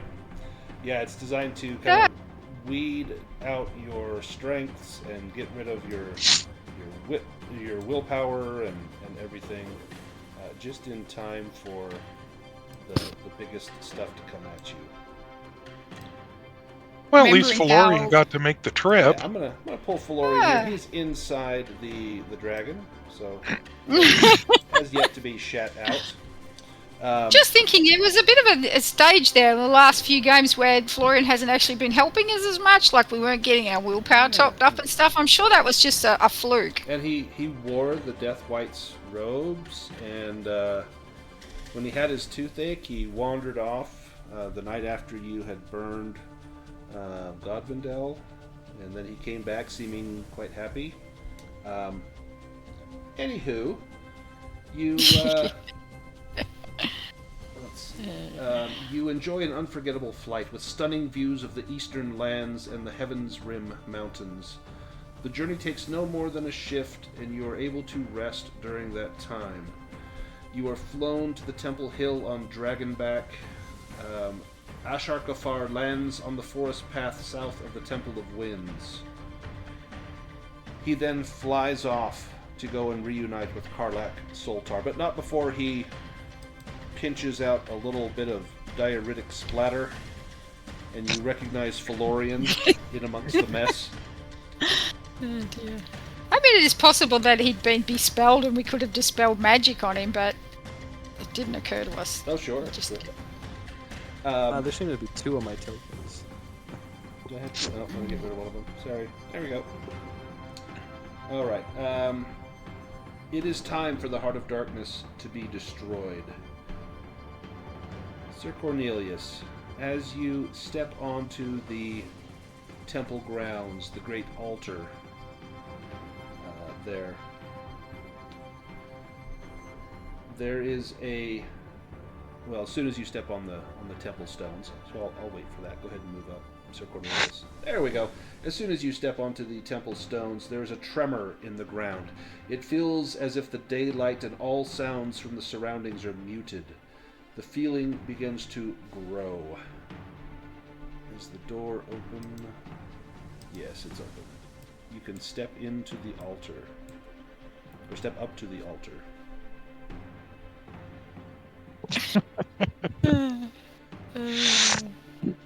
As you set the heart down upon the altar, there is a deafening noise, drawn out, cracking, and rasping, as if someone is ripping open a tear in dry pieces of leather. The plateau trembles and cracks, and the crystal door is smashed into 1,000 pieces that fly in all directions. Everyone will take 1d8 piercing damage as the door explodes. Roll that. And armor will protect you. 6 points of damage from this. Suddenly, you realize that you are not alone anymore, Cornelius. An enormous, terrifyingly large demon's head emerges from the crack in the ground. This head is at least 2 meters from chin to horned head, pushes its way up through the stone floor of the plateau, a few meters behind the altar. Its eyes are like glowing coals. Its fiery red skin flares with rage, and its huge ram's horns point like spears. Its tongue is long and jagged and flicking over sharp fangs. Fools! Mortal fools! Do you really think your puny powers can match mine? This is the day you are crushed by darkness. Sir Cornelius, you need to make a will roll to resist fear. I will use Fearless.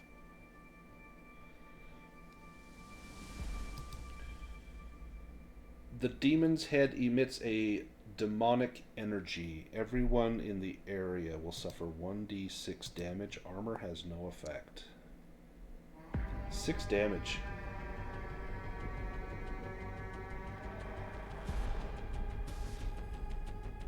To place the head, or the heart of darkness onto the altar will require a will roll. You must have the dagger and the heart, which you do. I need a will roll. You cannot use Fearless on this.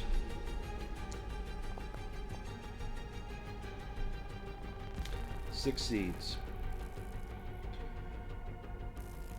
The little heart starts beating faster and harder as the dagger is raised, but it is defenseless, at the mercy of the dagger's blade. The sun twinkles along the edge of the blade, and Orla, you hear a voice, that of kindly Tephalus, saying, "Well done." As the tip... The forest will be safe. The forest will be safe. As the tip pierces the heart, a sudden shockwave sends Sir Cornelius staggering backwards. The demon head sinks back into the ground as the shockwave rustles and sways the dead trees around you. Moments later, there is total silence. Only then do you notice that Sir Cornelius lies lifeless on the ground. Sir Cornelius, you have lost all of your hit points. Okay. And give me a will roll with a bane.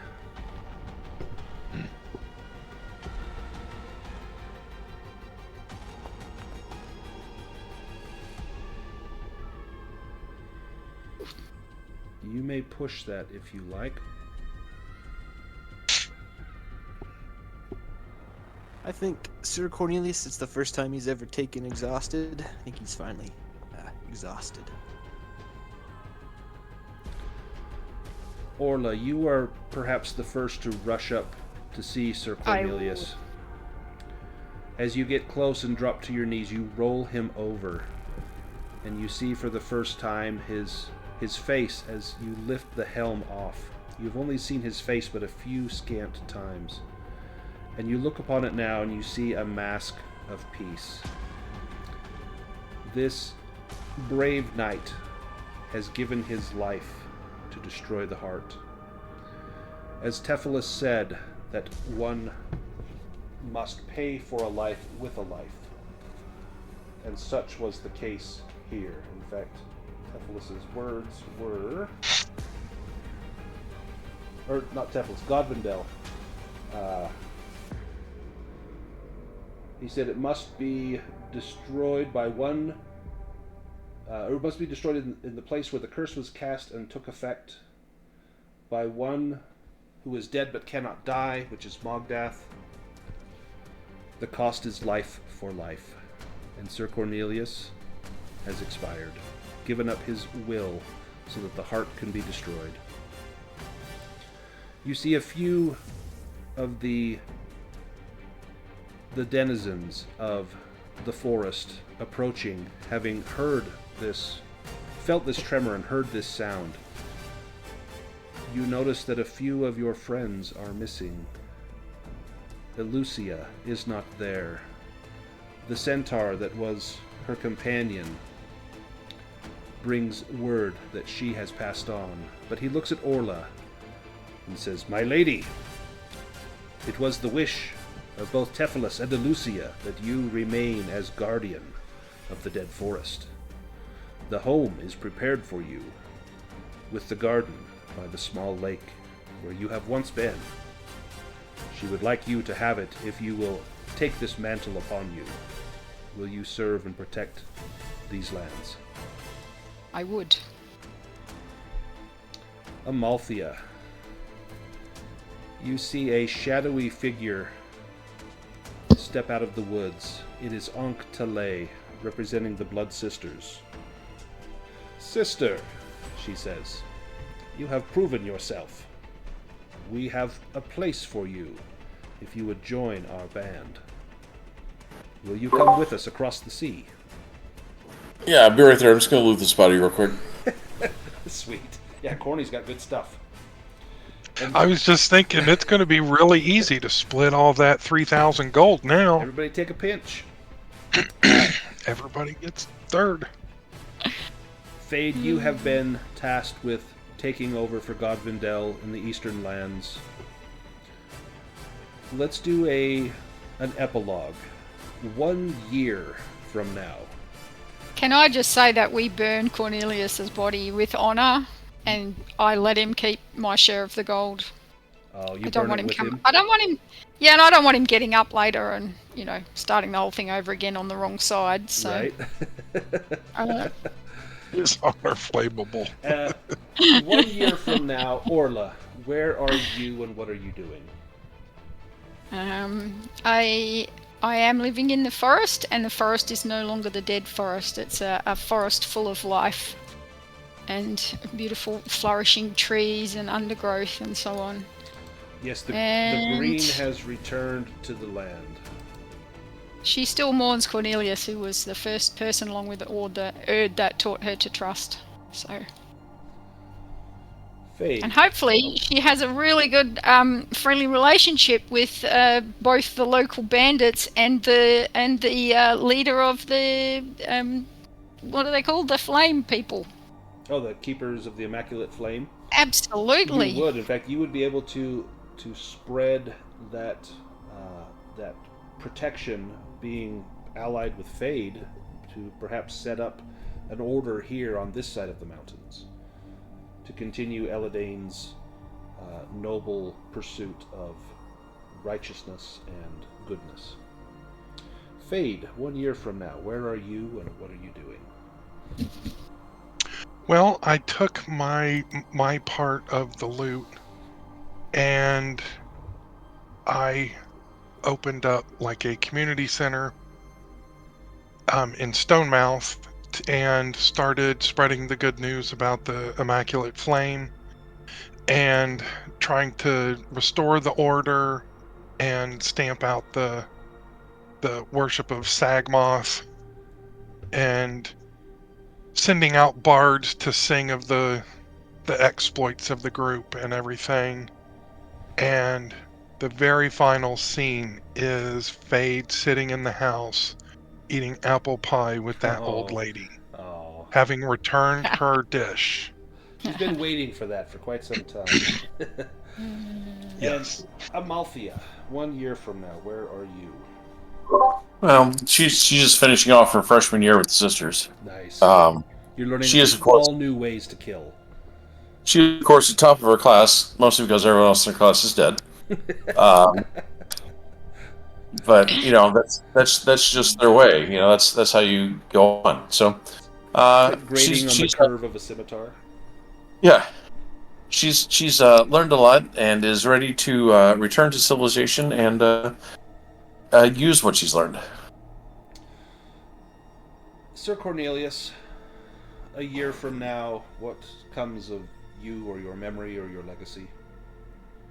Yes, I like to think before Sir Cornelius entered the temple, he planted the world breaker in the steps, and can be like a sword in the stone type thing. Only a other knight with the proper amount of honor could remove it and use it. Phelorian, 1 year from now, what comes of your legacy? Or happens to you? Well, you guys couldn't look at my body for a very good reason. And I think when, in whatever form he may return, I think his first order of business would be finding that skull. It's just an old burned skull, but it's very important to him. Yes, Phelorian is now what we would call a lich. Raised up by Dakoth, who tell us about the tooth. What happened with the tooth? Right. So yeah, that was such a good touch. After that great battle with the skeletons, I think Dakoth. Yeah, it's Stonemouth. Dakoth was thinking, well, let's try some diplomacy, and he kind of just reached out in the form of an undead skull, speaking to me, and he offered me, well, I mean, as you see, life unending. How could you resist? It's very tempting. All I had to do was pull out a tooth of my own and then shove his tooth into, the gaping socket, which is pretty grim, but that gave me spells. That gave me cripple, which I used, and no one noticed. I loved that. And I just came back with that magic. And you had another spell, and what did that spell do? That was the important one. It also came with a spell called Vessel of the Soul, which allowed me, using an object, a phylactery, I could just, hide my soul in there, and life unending. And what object did you choose for that? So that night, when I disappeared with my poor achy tooth, I went back to the monastery, and I dug out from the ashes the skull of Godvindel. And I put my soul in there. Yep. So you forever. You still roam the lands. You hid that skull, presumably buried it. You would go now in lich form or raise up undead creatures to go and recover it for you, but this story, like most stories, is a cycle, and the cycle will slowly begin anew. But this time, instead of Dakoth, it will be Phelorian. Now, Cornelius... So it wasn't against your will. You genuinely turned bad. He made the choice. I did have to make the decision. I mean, Orla was so nice to him the whole time. It was a hard choice, but also, 800 years from now, if I can manage to keep going, Orla will be a real distant memory. Yeah. Now, Cornelius... Maybe he doesn't come after her, though. Yeah, well, she's the guardian of the forest. I'm probably going to come back there, so I think that's a rematch ready. So I had spoken with Cornelius about some potential outcomes. Did you want to choose any of those, or do you just leave your legacy intact?